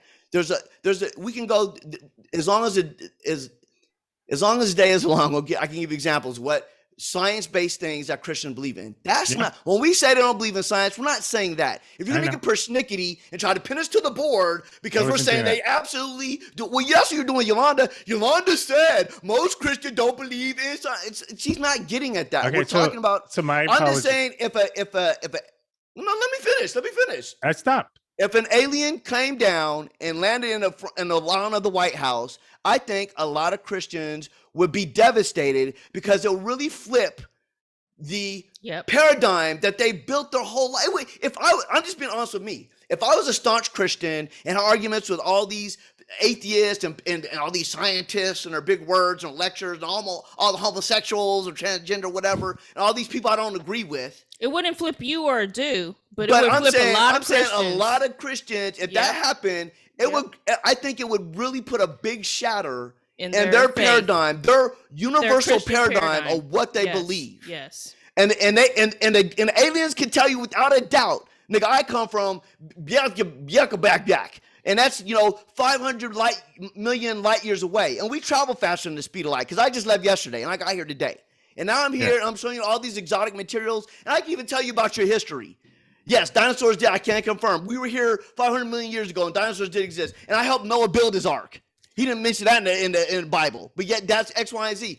Right. You can't tell me that most traditional Christians would be like, "Ooh, I got some Lucy, I got some explaining to do." My head would explode. My aunt's head would explode because all the nonsense and all the things, all the beliefs that she has built her whole life and the faith that she's constructed would be shattered. And not even shattered, it would be such a twist to her faith.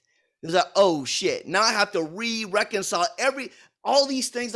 She's still having to do that now with just dealing with the day-to-day challenges that the media present, just in our general lives. And it's not any mind-blowing things, but they still have to reconcile. Like especially with Trump, with the event of Trump, it's like, oh, you evangelicals have shown your assholes about how you're ready to flip the script on anything, which also makes me kind of angry because like when you say, oh, they believe in science, no, they don't. Like when we're talking about big, giant philosophical things, they believe in science when it's convenient. But when someone can show them some shit, oh yeah, these dinosaur bones or this strata layer of geological rock and record, oh, then they don't want to believe in that shit.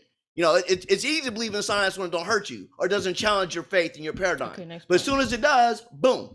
Then you gotta argue, and then you got people pushing back. These Trumpers are people. Next point. I mean, I've forgotten now because I have some. Let me see here. Science. I got so frustrated, I broke my pencil writing down, waiting to jump in. I'm like double dutch, trying to wait. When these niggas gonna let me into the? You know, I would just say this: let's stick with one thing at a time. And sometimes when we have these discussions, we introduce so many things at once. It's like, whoa. I don't even know if I agree with your opening premise, Ron, that these mega churches represent so much. I'm going back to that Bible. I know there are a lot of cool, young, hip Christians. I know that's a trend. I know that's great. And I know you have these universal churches that are great and wonderful and beautiful. I'm not against that. All I'm just saying is like when I go to Houston to visit my in-laws, or when I go to Louisiana, they're not at the Joel Osteen's Medicaid Church. Oh, everybody's hippy dippy. We love everyone. We believe in science. Yay! It's not like that. It's like Jeremiah said. I mean, it's fire and brimstone preaching. All that shit you talking about is cool and great in California and hippy dippy, and you've made a choice to go seek those churches out.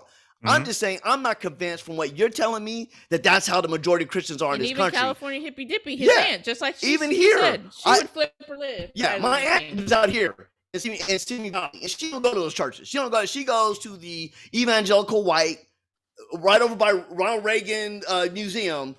You know, hard to Simi Valley, hard to whiteness, hard to and so nicest person you ever wanted to meet, but she don't believe nothing about. We'll give you the shirt off her back. But you start talking about LGBTQ, you start talking about aliens, you start talking about dinosaurs, you start talking about lights coming from the starlight that took 20,000 years to get here, she'll write you off. Oh, that's the devil tricking you. She thinks my aunt who's schizophrenic has a demon. Not that she has a medical condition. She can believe you could break your arm and get that reset through science, new science and ways we could do things, or rebuild your kneecap through science. She'll believe in that science. But when it comes to my aunt who can't have a broken brain, it's a demon. That's what she believes. And, I love my aunt. She has a sweetheart. But to me, when I grew up, you're the one Christian I know that's, hey, hip, cool, I'll go to this new great church, whatever. Most of the Christians I know through my whole life who are still walking around this planet don't get down like that. They're black Christians who have to deal with real life. Thank you. And that's a whole nother subset. Black Christians look at Christianity a whole different. Most black Christians deal a whole different reality than white evangelical Christians. I agree. Baptist black Christians do not. So when you ask them stuff, again, it's like, how do you ask the questions? What are we really getting at? Because I could tell you personally, just anecdotally, what the stuff you're kicking or trying to tell me don't equate to what I see in my world. Okay. That's all I'm saying. I appreciate everything you shared, and I agree with you. I think there are millions, a whole lot of Christians believe exactly what you think. And I think also too, Ron, I'm not saying this to diss. Never disagree with that. I'm not saying this to diss. I just don't think they're the majority. I'm not saying it to discount your point because we don't know, because we don't have the statistics or whatever. But you made a great point in your last episode of the show about how in the last couple episodes about how your experience is skewed. And Mhm. I also feel like your experience with Christianity is also skewed Totally. because you have not had a Black Christian existence. You've been going to all these white Christian churches. That's true. I totally agree. You have a completely different experience. Totally different. White Christian church, and not only that, the white Christian churches you're going to are not like most white Christian churches in this country. Thank you. It's very different. That's why I said bubble. I said your hip Christian bubble, and which is great. I wish all Christianity was like that, but it's not. I'm just dealing with the reality. Like, look, there are some people that believe that niggas don't belong on a country club, or they're subservient. Right. I'm just saying. That's why they're doing laws. We can't let them vote, because if we let the lesser subhumans vote, they're going to put in things or that shouldn't be there. So we got to get behind Trump. Who ended up breaking up with someone he wanted to get married with because she belonged to a church who didn't allow Black people. Who? What? Remember when Dave was dating that Mormon chick? Right. Yeah, Mormon. Yeah. They wanted to get married, and it ended up falling apart because the Mormon's like, we don't allow niggas up in here. But no. It was because he had to convert. Yes, but I know, but that was all part of it. There was I know, but extra I mean, stuff. well, they only let pastors or Black pastors join or be in the Mormon faith in the 70s, late 70s. So I mean, there's that. I think what we can all agree is that none of us have the statistics to say that there's a majority of anything. That's really my main point. We can agree. We can agree to say that. Great. I can't give you the evidence. Right. And I think a lot of our experiences are anecdotal. JD even said that. Like, you talk about your aunt and everything. Like, mine is based on the white churches I've gone to, which I totally agree. And so I think the question is, which movie idea is better? The Ark? Right. Getting back to where we originally started. This is all being about the movie idea. Because he's got a pitch on Monday, folks. He's got a pitch on Monday. You got a meeting at Warner Brothers this Monday. Right. We need to nail this down. I'm saying the UFO freaks people more than let's wrap it up. The Ark. Let's wrap it up. It's 5 to 7. This has been great. Say? Because wait, I would just say this. You guys don't remember that in the 70s? We need to do 1977, In Search of Noah's Ark. Thank you. That came out. I wanted to go see that. It was a documentary. That was when I was. It was a documentary, right? Yes. I remember it. Are you talking about the TV show In Search of? It was a Ararat. Thank you. You're talking about the TV show. That's Arafat. Sorry. Are you talking about the TV show hosted by Leonard Nimoy? You're talking about In Search of? No, there was. He did an episode on it. Of Noah's Ark, a 1976 American documentary film based on David W. Balsiger and Charles E. Sellier Jr.'s book of the same name. It played in theaters. Classic Pictures. I saw something. And it was like the same type of thing. You get these indie documentaries. Like, we have more information on Bigfoot. Or are there aliens? Or is there Noah's Ark? It was not on TV. I haven't checked that out. What's it called? I remember the Noah's Ark thing. I was like, I gotta check that out. It was 1976. Its initial release was February 11th, 1977. I wonder if it's on Showtime. In theaters. Probably find it on YouTube. Search it out, Ron. It's on Amazon. I think I'm sure it's on Amazon. I think whenever possible, we need to do to referee. Right, no. But I would say this, Ron, when you come up with a topic, you got to have like one point and then stop to let us get in, because it's like. For the record, I did have 1 point. I know, but the way you couch that 1 point is like you bring up a whole bunch of things that are just givens, and I'm like, no, I'm not going with you. For example, your whole thing about there's a mega church. I'm getting off, so I need to know if you have another question for me. Any? I don't think so. If something comes up, I'll slack you. All right, thank you. Bye-bye. Thank you for the conversation. Yeah, it was great. Thank you. This is great. Yeah. To be continued. I would just say that when you do that, there are things that I just find, like when we have these discussions, it often seems that there will be several things you put in your question that you act as our givens. And I'm like, no, wait, stop. Before you even finish that question, how can I answer this question when you have 5 things in this question I don't even agree with? I'm not even co-signing. And like you said, there's mega churches, there's millions. And then like, whoa, stop. But I think that's ironic you'd say that. Why is it ironic? Because I was responding to a given that you two are saying. I was specifically saying there isn't a given. And I was just using my examples of something to disprove the given that you two were saying, which was the large percentage majority of Christians, based on your anecdotal evidence and her poll evidence, that would not believe in UFOs or whose world would be shattered. And I was saying, I don't think you can say that because there's enough Christians who would be open to the idea. And I was just using those examples to prove that there are a lot of Christians. I wasn't even saying the majority of Christians. I was just saying, right, because of these mega churches, there's lots of them whose minds would be open to that. Right, fair enough. And all I'm just saying though is like when you went to the mega church stuff, I'm saying, well, wait a second, because you use that as your barometer of what we're talking about. But what I'm saying is, whoa. If you're going to use this as your barometer, there's a gang of smaller churches that have 200 people in, but there's 10 of those on the street, you know, compared to what might be going on at the Forum, you know, on Easter Sunday. Right. And I would guarantee that there's more little churches and again, I can't say across the country. I haven't gone and obviously done that survey or taken notes or got the statistics. But what I can say is that I know for being in hippy dippy liberal California, even here, it seems like there are so many little churches that if they don't outnumber the mega churches, they're going to give them a hell of a run for the top seat in terms of attendance. But when you get to like Kansas or Kentucky or Tennessee, like, come on, where there might be mega churches there, but there are so many little churches in every little cul-de-sac, every little town or township or city or whatever. I'm like, come on, man. I don't even think it's close. I think there's just way too many people who are Christians that go to these other churches. And I think like just evidenced by, I think a lot of things that Republicans stand for, like it also comes down to economics. You know, I think it's convenient. Like, hey, I want my coal plant open. I want X, Y, and Z open, whatever. And I get that. People have lives, they got to live, and they, you know, but a lot of things that Republicans push and the narrative they spin is so they can stay in power. And it's like the divide and conquer. What are these conservatives going to vibe with versus, you know, well, let's have a new transgender bill to block transgender. Let's have a can't say gay bill. Let's have all these different things that are signals.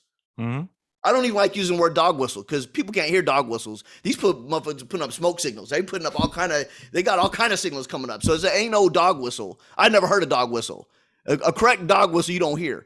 These guys are, you know, are really advertising how they get down, what they believe, and who they're going to cater to. But you know, and that's the religious right. That's an entirely separate argument. That has nothing to do with religion. That's politics. Yeah, but they may say, are you saying they're mutually exclusive? Because I think religion is in politics. That's my point. I think people use religion politically. They politicize it. Yeah. But that's not to say like, well, every Christian believes this because they're a Christian. I'm not saying that. I'm not saying every single Christian. Right. I'm not saying you even believe that, dude. Or Ron. I'm not saying you guys believe that. What I'm saying is that I think we all can accept that, you know, the GOP has always propped itself up as the party of Christianity. Yeah. Which absolutely we as educated people, as observant people, we can all emphatically say they are not the party that truly represents Christianity. Now they may prop themselves up as that, you know, just like they're the anti-communism party until now. Now they're rocking with Putin, which I thought I'd never see. That wants to make my head explode. You know, so but we're just talking in general what we see on the Fox News. I'm not talking about you brothers, because again, I also think that there's two Christianities. There could be argued that there are two Christianities in USA. Malcolm X put it had a great saying, like, you know, it's the most segregated time is Sunday between 12 and 5 because black people go to their black church and white people go to their white church. And the two do not mix. Martin Luther who said that. No, I think it was Malcolm X. I'm pretty sure it was Malcolm X. I'm sure people will check us if we're wrong, but I'm almost look it up. I mean, if we only had a tool, if we only had some department. scientific tool that could help us look it up, that would be awesome. The most segregated day on Sunday. No, I think it was segregated hours. I think it was most hours segregated hour or something. And yeah, and he was like Sunday at noon because black people are at their church and white people are at their white. Because he was just pointing out that would be Dr. Martin Luther King. It was Martin Luther King that said it. I thought it was Malcolm X. Point to Ron Dawson. Well, I know it was one of the civil rights leaders. One of the civil rights leaders said it. I get so few points in this show, dude. No, he gets like 20 of them in his question asking him. He's like, let me just make these points right now in the question. I would argue that there are probably more than 2 degrees of Christianity. I mean, I think it's all. Yeah, dude. I'm just honestly, I'm just talking. When we're talking white and black, that's all I'm talking about. I'm not talking about all the different shades. Yes. Just like I'm not trying to get specific when we're talking about the physics of the stars and philosophical things. Yeah, I'm not specifically saying, oh, this is exactly how it breaks down. I'm just saying there is some validity in the idea that, hey, there's some segregation in our culture between black churches and white churches. Oh yeah, for sure. You know, that's all I'm saying. You know, definitely. And I'm parodying Martin Luther King. That's all I'm, you know, so we need to wrap it up. On the real tip, have either of you seen Everything Everywhere All at Once yet? No, but I hear I heard it's great. It is so good. I hear it's great. It is so good. Now, I'm not taking my ass to the theater to watch it, but I hear it's great. It's good. It's why not? Why aren't you going to the theater? Why aren't you going to the theater? Get a private screening? I ain't fucking around with no theater. I'm not fucking around with. Why aren't you going to theater? Public places. Why not, Liddy? Why not? There's still a pandemic. I know we believe in that COVID. You believe in that COVID. You believe in that science. You believe in that good science. That's right. That good religion. That good religion. That's what you believe in. I know we've been told the pandemic is over. Right. I know everyone wants to, is ready to get back to their normal lives. But, it's one of the most creative looks at the multiverse that I've seen. That's what I hear. Yeah, it's so good. JD, you would love it. More than Doctor Strange in the. I haven't seen that one yet. I can't wait. That's wild. That trailer hasn't come out yet. It comes out. Yeah, I can't. Although Spider-Man hints at it, right? Yes. Yeah. Which you haven't seen Spider-Man either. You haven't seen. I haven't been to the theater yet. I have. No, but I thought it's playing online. It's online now. No, it just got released on Blu-ray last week. Oh, it was okay. I thought it was online. It's not streaming yet. Oh, Batman came online. That's what Batman came out on HBO. The Batman. Oh, wait, it's out. The new, it's out on HBO. I will skip that one. I want to check it out. 2 hours of Robert Pattinson. No thanks. He was good. He's a good actor. He was good. I mean, you can't hold Harry Potter and what's the other one? The other vampire joint against because he's done other artsy stuff too. He's done a lot of cool stuff. He was in Harry Potter. Yeah, he's Cedric Diggory. He's the one that got killed in the I think the fourth wizarding tournament. He was in like half a chapter. Yeah. No. He was a big play factor. I remember Cedric, but I'm just saying. Like, that was him. But I'm just saying. Just saying you got to be careful because it's like he's done also little indie films where he's in that thing with Willem Dafoe with the lighthouse. What's it called? The Lighthouse. Terrible. Yeah, it was terrible. But he was acting as that. I'm just saying. Yes, but he was, people give him mad props. Right. No, I give him props. I'm just saying. I have seen him in other stuff. Yes. Yeah. He's not just, why can't I remember the vampire movies? Twilight. Yes. He's not just Twilight. Yeah. Oh, yeah. I will give him that. And Kristen Stewart, she just got nominated for an Oscar. Yeah. And I had the same impression of her, like, oh, she's just, superficial. This actress getting a paycheck, whatever. And it's like I always try to guard myself against that because some of these people are acting and doing their thing, and like, why wouldn't they take a paycheck? It's like, yo, you gonna pay me how much? Give me the bat suit. I'm just kind of over the whole Batman. I'm kind of over the whole Batman thing for now. I know. I'll probably go back to it. I've just, I feel like we've been inundated with iterations of Batman. It's kind of similar to Superman too. It's like, and now we got because every Superman we have Lex Luthor. I'm like, okay, here we go. It's a new thing. There's a new Lex Luthor. Here's a new. I was okay with the last this one, but Superman movie with Man of Steel. That was fine. Mm-hmm. Whatever. Yeah, but a lot of Superman friends hated that movie. Yeah, a lot of. Yeah, I mean, I can see why. You know, one thing that's cool about everything all at once is, it looks like it costs 4 times more than what it actually costs. Like, Mm. like you can see it and you'd be like, I could do those effects. Like, I think they did it on Adobe Premiere like over a I couple of wouldn't years. be surprised. Yeah. It just Or shows Final like Cut or Final Cut. I want to get Final like Cut a plug. how creative you did. This makes me think. It's amazing when people actually use their brains to make a movie. Right. Right. I mean, it may give you guys some idea for your just film. throw money at it. It may give you some ideas for your film, JD, in terms of, Which film? Your the one about the sci-fi aliens. Maybe. Yeah. I mean, we don't really deal with Europa. multiverses or we don't. No, I know, but you just in terms of like getting it made and the yeah, production like it's such process. a cool, like it's such a cool story. I would hate for it never to get made just because you're waiting for $150 million or whatever. I don't know what you guys are going for, but like at some point we're going for trying to have something big but as cheap as possible. Obviously, where other people, if we have Michael Bay, I need explosions, I need it's got to be 200 million, but we're not trying to do that. So that could be, to your point, that could be a great thing to see. If you maybe if you came up with a version of the script that was just totally, that might change the story a bit, but that you could do something. Anyway, go see the movie. It almost sounds like it's more of a production thing or post-production thing where it's like, this is how we're going to do it to keep the cost down, because that's really, it's not so much the story. It's like, well, how do you show this stuff? And it sounds like what you're saying is they show you a lot of stuff that amazed you because it was done so cheaply but looked so good. It looks so good. Yeah, quality was so high with the expense being low. And let me tell you, man, we just came from Hawaii. There's stuff on the Big Island that looks like it's from another fucking planet. What do you mean? Like on the Big Island.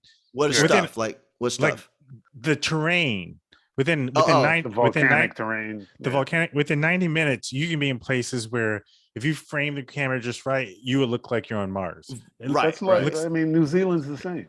Yeah, that's crazy. So I don't know. Even have you guys seen Raised by Wolves? It's the really Scott I've heard thing. About it, but they shoot a lot of it in South Africa, which is dope because they have a lot of baobab trees there. So it looks totally foreign and different. Like, whoa, where are they at? I saw part of the first episode or part of the first season. Mm-hmm. Yeah. You didn't like it? No. I couldn't get into it, man. Have you guys seen Severance yet? No, is that good? I want to check that out. I heard it's really good. I've been watching We Work. Skip that. Yeah, I mean, is that Apple too? Skipping it. Yeah. Severance. I just don't care. Like the characters are like so. The WeWork documentary. The WeWork documentary on Hulu. Much more interesting. That is it's really fucked up in terms of what went down, and that's real. Yeah. That's way better than the show. But Severance has a total, like, if you like the first season of Lost, that's the vibe you get from Severance. Okay. And I watched and they stuck the landing. I'll just say that for the first season. And it's Raised by Wolves is odd, but I would just say that it's interesting. I brought it up because you talked about the terrain, and that's the one thing I noticed about the show. The terrain is very kind of is that cool, on Netflix? The way that HBO. It's HBO. HBO. Do you guys get FX? Do you watch Atlanta? Yeah, I do watch Atlanta. Yeah, I watched the last episode. I have. Have you watched it, JD? I've seen up to season 2. JD, what season are you on? 2. I haven't started season yet. 3. JD's still way back. Have you seen? Wait, no, it's only 3. They only came out 3. Finished season 2? Yeah, I'm just up. Okay. I was waiting for 3 to come out. Now it's out. Have either of you seen season 3 yet? Yeah. Well, I'm caught up on season 3. I will say that don't spoil it because JD. No, wait, time out. I'm just gonna say the 3rd episode of season 3 is my second favorite episode behind Teddy Perkins. Teddy Perkins. That's season 2. Teddy Perkins is my favorite episode of all time. That was crazy. Right, if you like Teddy Perkins, you remember Teddy Perkins? I do. That was a weird episode. I love that episode. It was crazy. But that fits your sense of humor, dude. That's just the thing. I thought that episode was brilliant. Yeah, I kind of feel like.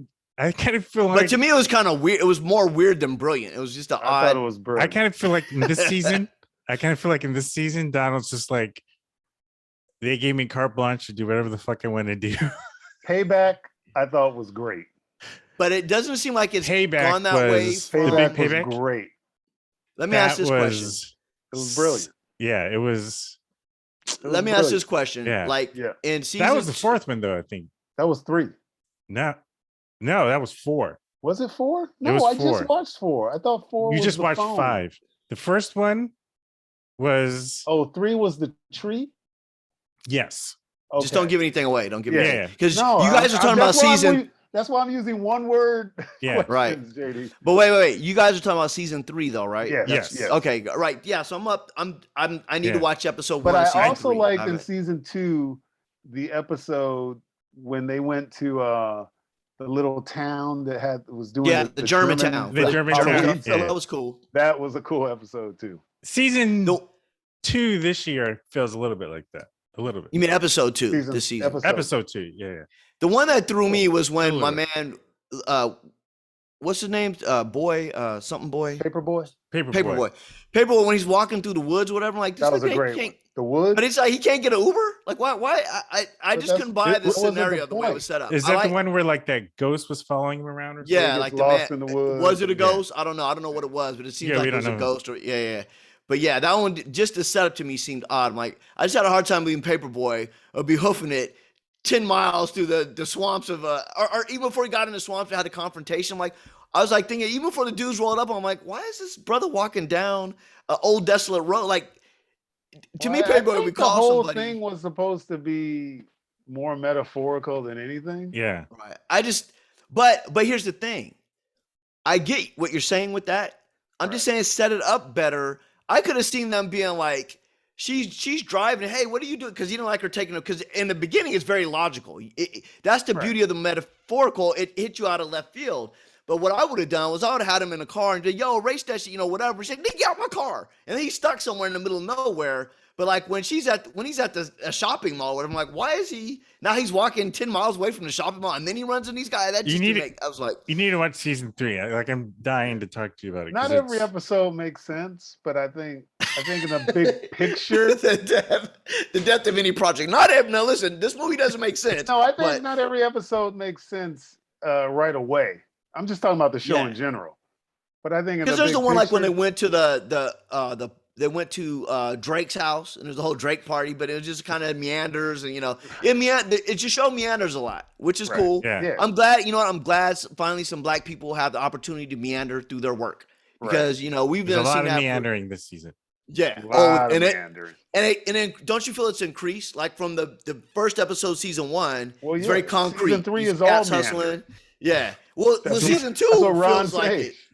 Well, I'm just saying, season 2. The episode with the barber wasn't meandering. That shit was real. Yeah, that was funny. That was That was funny. And then the one where they go to the college. The college one was wild. Yeah, that one. I love the one. I love the flashback one when they were kids, though. Oh, that was cool. And understanding their relationship. Yeah, and the kid got shot. That was deep. Yeah. That was like, whoa. That was like, hey. I don't think this is a spoiler. Because this just kind of explains. But episode 1 gives hardcore Jordan Peele vibes. Okay. Episode 1. Yeah. They fall into deep. What is it called? Into the deep. What is it called? The deep. Not the deep. No.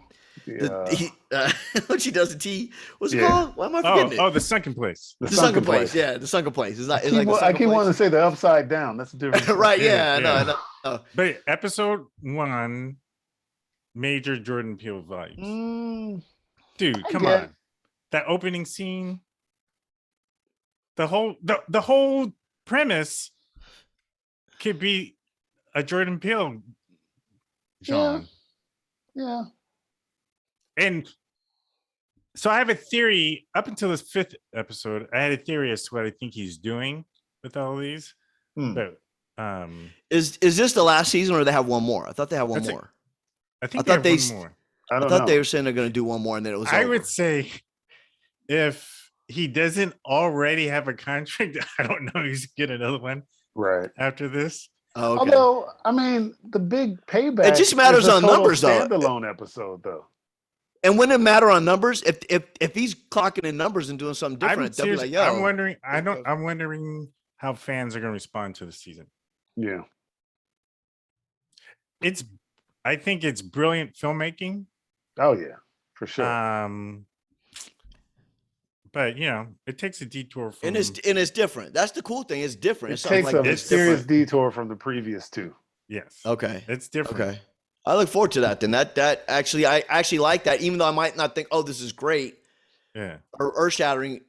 I just love seeing people who don't usually get the chance to do something different. Yeah. Instead of having to I mean, follow. it's kind of like the episodes like make you think about shit and like they wrote when they're high. Maybe it's something that they did when they're like, on some like, psilocybin doing a mushroom trip or something. It's like, oh, I kind of feel like episode. I think I would have enjoyed it more if I had an expectation, because I was expecting one thing.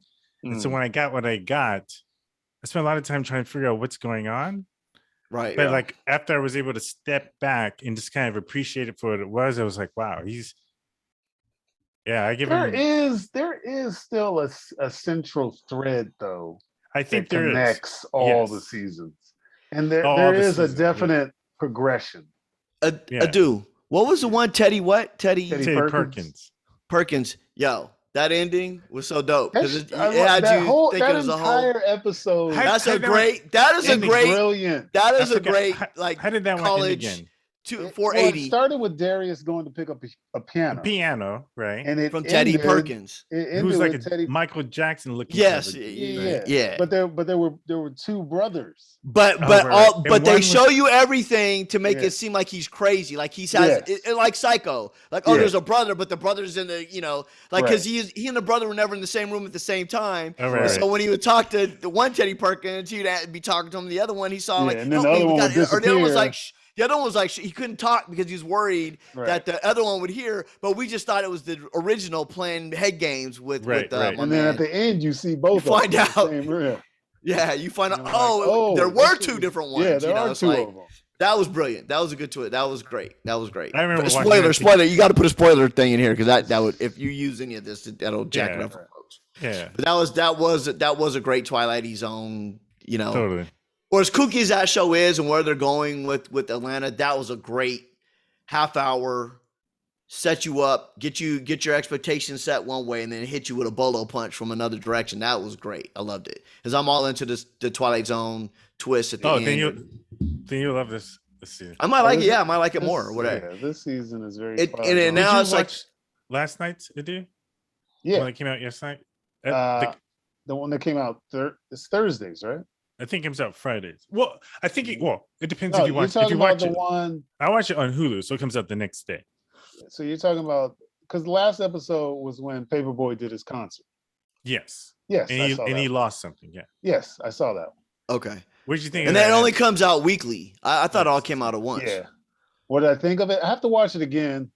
Because admittedly I was dead tired when I was watching. Oh, okay. So I dozed off. I thought it was okay overall. Look, I won't say my one complaint about this episode. Yeah. I will just say. Or JD, you can go on. I'll just say. Let me turn. I don't know how to mute my ears. You have to turn off your audio. Or you can take things out your ears. Yes. Go ahead. Just raise your hand. Just white ass. Real quick. What did you think of it? Let me jump back around. Do you little yoo-hoo? No, I liked it. I thought it was okay. Because where Socks had the phone. Yeah. Which I know they're trying to. There's a whole commentary. Yeah. About because the whole Socks character is like. Yeah. So I think he's up into episode 5. Yeah. Each of the first 4 episodes has something to do with racism or racial oppression. Yes. Yeah. This one a little bit so much. I think maybe it's an anthology series about racism or racial oppression. Ron, you just spoiled it, man. I could read lips. You just messed up everything. I just want to say we need more Vanessa. Okay. I know it's good. Yeah. The fuck, man. Yeah. I'll let him back now. You can come back. All right. So yeah. So you haven't watched. Yeah. When the Butler did it, man, that was. when Rocky wins at the end, when Rocky wins, it's amazing. The Colonel that coming with the candlestick in the library. Right. That's it. So you haven't watched any of season 3, JD?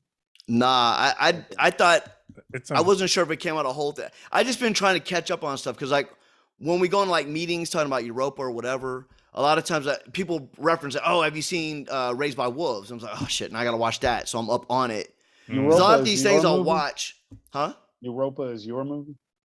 Yeah, you know, I don't know if you've read our script. I've We have a never read sci-fi. it. I've only Oh heard you yeah, reference it. I'm like, what the hell? we have a sci-fi about Europa, like the fourth moon of Jupiter, and like a whole rescue. It's kind of like, if I had to sum it really quickly, like it's like, you know how they go to rescue. It's like King Kong meets Aliens meets the Abyss type. The Abyss. I was gonna say the Abyss. Yeah. So it's like that. It's like a rescue mission. They got to go get people who are trapped somewhere along the way. They're going to this moon where they come to realize, oh, there's more life here than we thought, and then they have to deal with that life, like kind of like when they go to Skull Island and they're like, oh my God, there's dinosaurs, and whatever. It's like it's kind of some of that vibe. But the people we're working with now, we're trying to spin it as a TV show because we're thinking we might be able to get more bang for our buck, because it all comes down to dollars. And it's like, if you can get that money for a budget for a 8 episode thing, then you're getting, 4 movies, 5 movies.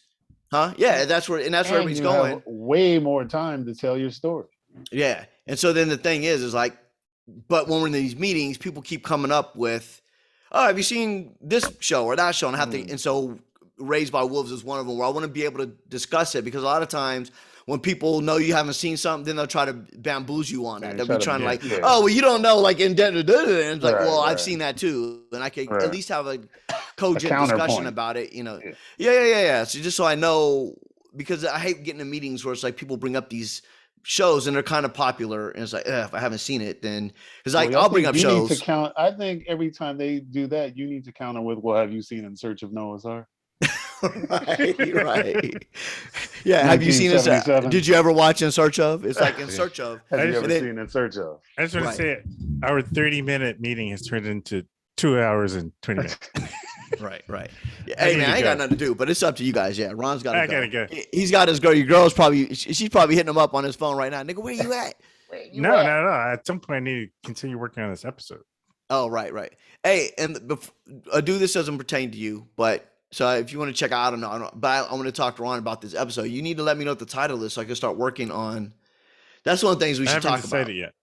Okay. Well, when you do, let me know, because it's those type of things. Which one of these ideas do you guys like? One idea I have is the Easter CPT special with CPT in parentheses, because it's going to come out on Tuesday. One is He Is Risen. And then parentheses, is he though? And then the other one is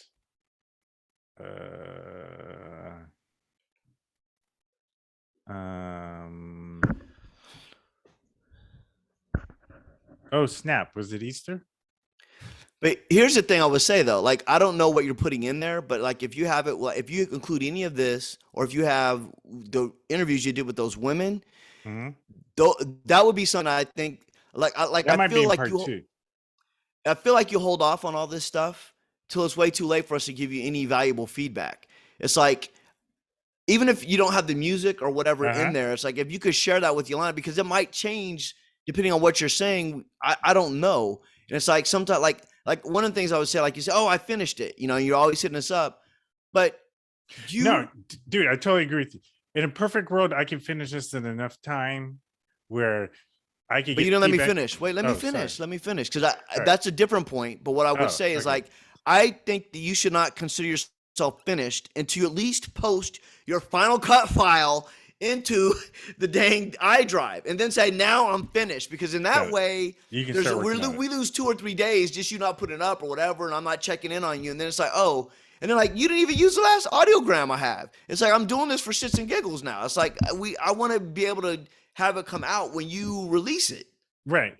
No, I didn't see you post it anywhere. I know that's what, but now it's gone. It's like, it's just in the ether now. It's like, it's on my Instagram for the 20 people that follow me who might see it. It's there. Ron, JD, I'm going to offer this, and I'm going to jump off.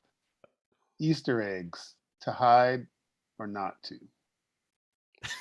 Because I don't like any of those other 3 titles. Yeah, I'm not crazy about that. I'll work on it. And I don't know what he's talking about. I don't know exactly. That's the point. Yeah, it's an Easter egg. What about Teddy Perkins Easter? Teddy Perkins TPE. Right. All right. I'm jumping. The off, Easter guys. of Teddy Perkins. All right. See you, dude. Thanks, later, man. dude. Thanks, Talk man. Later. Appreciate it. Bye. Bye. So that would be one note. It's just like, hey, don't even consider yourself done because at the end you're already finished. You're already done everything. Just throw it in the iDrive because then it's like I know it's there or whatever. But when you don't do that, you wait. Easy. Why is it not that easy?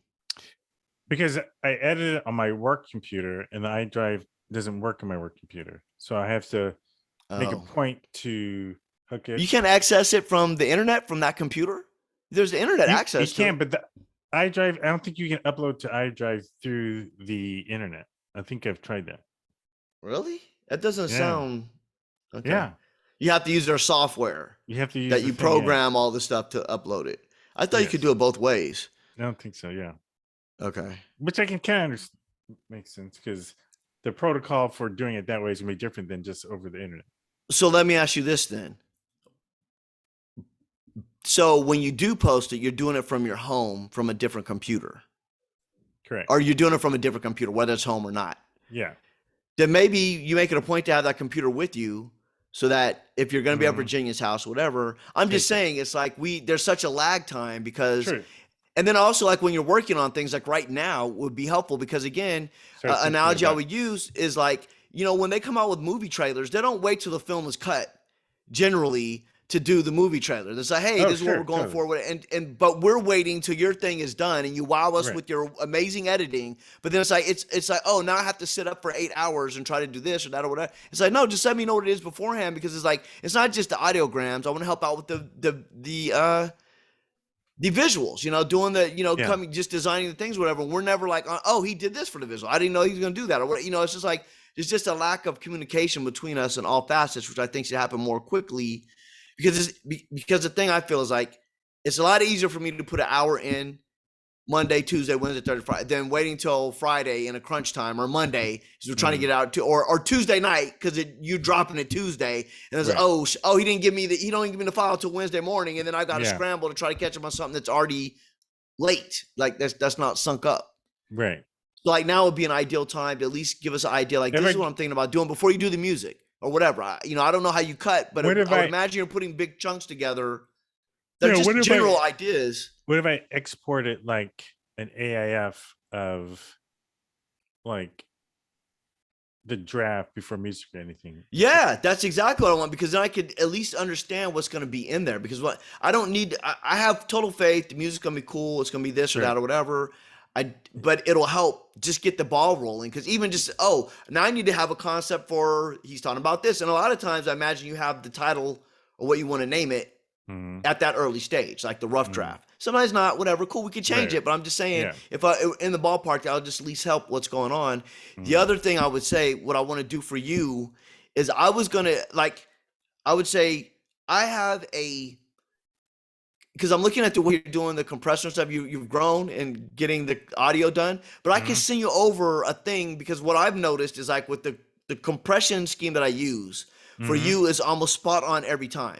So every time you give me a new piece of audio, I'm getting rid of your compressor thing. Like the one thing is you do the, well, give me the one you have. I will, and then that way you could just put it in over your stuff, like just copying it, because you keep messing with the master volume on that, and I'm like, don't do that. If you do the compression right, you won't need to do it because your stuff is. Can you even just take a screenshot of your settings and send? I'll just send you. I could post. I'll put a file on Dropbox, and you can copy it, and you don't have to worry about it. And then you can look at it and study it and know it. But you could simply open up my timeline, copy it, and then paste those settings on there because it's like it has your voice is usually the same. It's always consistent. And and also like with the songs, a lot of times I think sometimes so just look at it and we'll see because I just think that's not like for me. I would just suggest if you're doing the compressor right, you won't need to change the master volume. When you change the master volume at the far right end of that compressor window, that's where you I don't usually change that bit.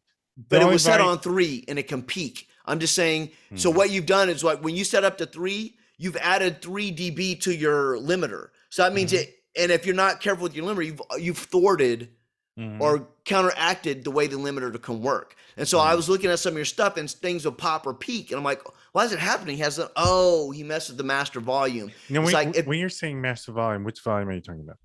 Okay, The when you have a actual, the when you have, actual volume of sorry, the actual volume of the file, or the volume in the filter? let me, no. When you apply the compressor to any video audio clip, this Right. isn't the general volume from the actual clip, but what you do have is there's an input volume. You Mm-hmm. can mess with that all you want Okay. because the limiter will affect that one. There's an Okay. input one in the far left, Right. right? So you can adjust, like say you had really low volume or something, you want to tweak it up a little bit as a good starting place, cool. Right. But usually that's going to happen like with your phone interviews or when you're out in the wind somewhere, something where you don't have control over your voice is coming in very rich and thick because you're speaking into a microphone, you're in a studio setting.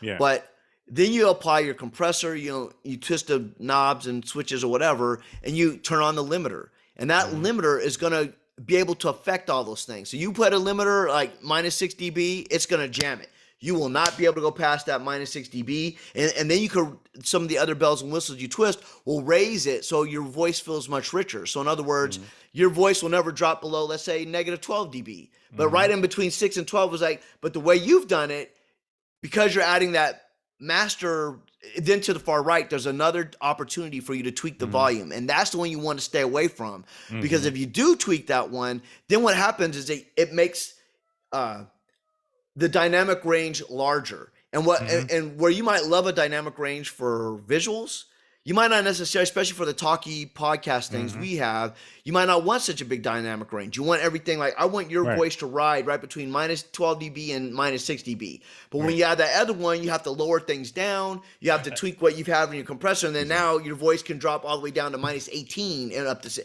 and that's where it starts getting a little less rich or solid. And so for me, I say like, just leave that master one alone on the far right. If you set everything up right. And so I have a template you can follow. For you, it should work all the time. I don't know about certain phone calls like the ladies you had or whatever. Sometimes that needs tweaking, but I applied it to the Tyler Perry and the Friday stuff, and it seemed to work pretty well. It held pretty good with those too. So okay, that's cool. Tyler Perry had good stuff. Anyways, I'll send that to you. But those are like 3 things. But we should just, and I know that's why I haven't been harping or barking at you, because I know you were starting a new job. All these things happen. Because we had a meeting 2 months ago. It's, we're gonna get it in on Friday, and that has never happened. And, it's like it's always been Tuesday, or even last week or last time was like Wednesday or whatever. So I'm like, I'm cool with it. But I'm just saying, if there's things we can do to mitigate it. Your thing comes out on Tuesday or Wednesday morning, and then mine comes out on Saturday morning or Friday morning or whatever. Because sometimes I can't get to it physically because I have to do stuff with the girls. I have things going on or whatever. I'm trying to get this other script done, the other shit that I'm doing, so it makes it tough for me to wait at the last minute to get all. No, it's like if I could be there with you on the Thursday before and put a couple hours in. I'm gonna come up with a strategy of where I can either catch up or get ahead. That will probably be something related to taking an old episode from like one of our old radio film schools and adding something to it. And I would just say also, like what you suggested, I think a good thing is just drop off AIFF of your first rough. I know that way. For you, I know that's good. I'm talking about, I want to get to a point where I'm not doing these. Like, I would love to get to a point where I'm finishing them a week before they come out. Got you. Yes. Where you and Yo can give feedback if you wanted to, and then and then the weekend before it comes out, I'm just making any final tweaks. It clusterfucks the whole coordination when we're trying to get everything at the same time. It's just tough, But we'll never be able to get that unless we either skip a few episodes, like take a break, or we just do something like, for the next 2 episodes, we're just going to replay some of our best of radio film. Or would it be unreasonable to say, okay, this episode is coming out on Tuesday, next episode is coming out on Monday, the next episode we're gonna have it done by Sunday? Like, just walk it back. So each episode, like, put it this way: when we had that meeting and we said, we're gonna try to get it on Fridays, have we just been walking one day back? I'm just saying, have we said, okay, why would we walk it back? So that you get that head start. What I'm saying is, like, since we had that meeting, it has never not landed on, you have never not finished on a Tuesday or Wednesday. But what I'm saying is, like, how you said, okay, I don't want to kill myself, but I'm going to make sure last time I got this thing done, it was done on Tuesday. 2 Mondays from now, I want to get it done. Instead of 2 Tuesdays, I want to cut 1 day short. Just shave it 1 day. so you're not killing yourself. And if you just shaved one day for each of those cycles, it's not that far back. You know, when you could have been back. It, you mean just finish it one day sooner? Yes, I'm just saying, because in that way you'll get to a point where it's like, oh, now I've got everything. But that's the point. That's what I'm trying to do. I'm not trying to finish it on Monday. No, I know. But what I'm saying is, you're saying, oh, I'm just going to wait and we'll just. It's almost like what you're saying though is shaking Ector sketch. That's so you can start over fresh. So I'll just throw some things in the middle. I'm saying, or if that's going to be too difficult, just walk it back one day. Like you've been just doing one day, you would have easily already been walked back. You've already walked that back. It's easier said than done. To say, I get it. Yeah. But if you could at least capture Monday, then you can say, I'm not going to let Monday go, because you still have because you've been good at not letting Tuesday go. In general, I'm not going to lose Tuesday. Well, if you go, I'm not going to lose Monday. Maybe you have to stay on Monday for a couple weeks. And then you get to Sunday. I'm not going to lose Sunday. As long as you don't you mean lose terms it. of like the mental. Yeah, because you're not turning it in on Fridays or Thursday. You're getting it in on Tuesday generally. So it's like, okay, you've been able to get it in on Tuesday. Now fight it to get it just one day, Monday. Whatever. And if you could just park on Monday, that would be a little helpful. Yeah. And then, with the other things, giving us the rough cuts earlier on or whatever, then when you're ready, you feel like it's an easier episode, boom, I'm getting it to Sunday. It might take you 2 weeks to stay on Sunday. Maybe it's a 2 week or 2 episode thing where you have a couple episodes on Monday, a couple on Sunday, whatever. And so you're not killing yourself. I get it. You got a lot of issue doing it. You do a great job, but so I think we can get there. Well, I'll send that. I'll send you something on Slack with the new fandangled compressor. I would say copy that, because honestly, every time you send me one of those things, I just erased it and put another compressor on with my. Well, yeah, then definitely. And then the other thing I was going to say, the other thing that also happened was, like, there's a point in your podcast, but it doesn't matter because it's out, where Yolanda's vocals dropped significantly, and it was, and I noticed it. It's like, oh, she dropped like 6 dB. I don't know what happened, but I missed that one or something. Yeah, it came back after. I could tell it was like a noticeable change, and it was like you had some other interview or something went on, and you went back to Yolanda talking about something. It was really considerably lower than what you had before. Yeah, it sounds. I mean, I can still hear it, but I was like, "Oh, did it just drop?" And then when I went and looked, I was like, "Oh, this dropped right here." Yeah, I missed it. Yeah. Send me whatever. All right. Like, send me your file, and I'll copy and paste the filter, or screenshot. It's just a compressor, but the main thing is like. I mean, honestly, I think a screenshot would be better for me, because if I physically do it, it'll be easier for me to like get it in my brain. I'll send both. I'll send both, but it's like, the screenshot's easy enough. So I'll just show you what it is on the, and it's generally just for your, it's just for your vocals, your voiceover. What about on the stereo one? Because I use 2 different compressors for that. I use one for your channel, and then I use one for my channel. I'm talking about your voiceover when you're not interacting with us. But I think even when you interact with us, you can apply it. I think it'll be better than what you've done, because again, you start messing with the master volume, and that's what gets things not as ideal as you'd want. I'm actually not messing with that. Like, maybe there was one time I did, but I normally don't touch. Maybe I missed something, but the master volume always. I'm talking about in the compressor, the master volume in the compressor. I every time I've seen it, it's been like +3. So I'm like, why is he doing this? He should not be touching it, because it negates what you've done with the limiter. It's you're fighting yourself. Well, like with what you have with the limiter, it's like. Because you don't, especially on your voiceovers, you don't have really, the only reason you would ever need to lift that master volume is like after you put all the bells and whistles on, it's still really quiet. And that's not the case with you. It's like you can get everything you need before you get to that master output. And when you do that master output, you're going to start running into the problem of peaking or getting really high and everything riding high. So that's my only suggestion. Sometimes it's necessary, but in that case, it's not. And in terms of you using the 2 different ones for like when we're all together and you have my thing or whatever, I would still say you could try this compressor and it should work for each individual voice. And I would say leave the music alone. The music usually has been mixed, and so you can just ride that, I usually try to set it at like some of the music you have sometimes like is low too. Like sometimes you if you target around between -18 and -24, you should be good. Which is you do most of the time. Most of the time it's like that, but I've heard some that work. So, you know, that's the sweet spot usually with that. And so I don't even put I don't put a compressor on that stuff or anything because they've mixed it how they want it mixed. It's just a matter of where do you want it to, you know. So cool. I think that's it. All right, man. I'll send you a screenshot and then I'll send you a thing so you can look at it. All right, cool. Just cause. Got a lot of stuff out of this episode. Yeah. How far are you along in your cut right now? Do you have a first draft? No. Okay. I'm still kind of writing. Okay. And so you write what do you do, a bullet point, or do you write it out? Literally write it out. I literally write it out. Yeah. You script it out. So you have a script that you do every time and then kind of. Right. And then and the script is based around the sound bites that I want to use from the interviews. Got you. Yeah. Yeah. No, it makes sense because I want to start my YouTube channel for motion. But it's like I'm like, oh my God. I'm just saying about like the script I have to write because like this, I still haven't seen anybody create a lightsaber the way I do. And I was like, I got to get this out because nobody does cool. And it seems like as far as YouTube goes, people love Star Wars effects or whatever. So it could be a great a great initial splash into the YouTube. Can you get it done by Star Wars Day? I think so. I need to. You know, Yolanda's on my ass like, yo, brother, you need to get this going because not only that, but there are all these things with motion that I think you can use motion.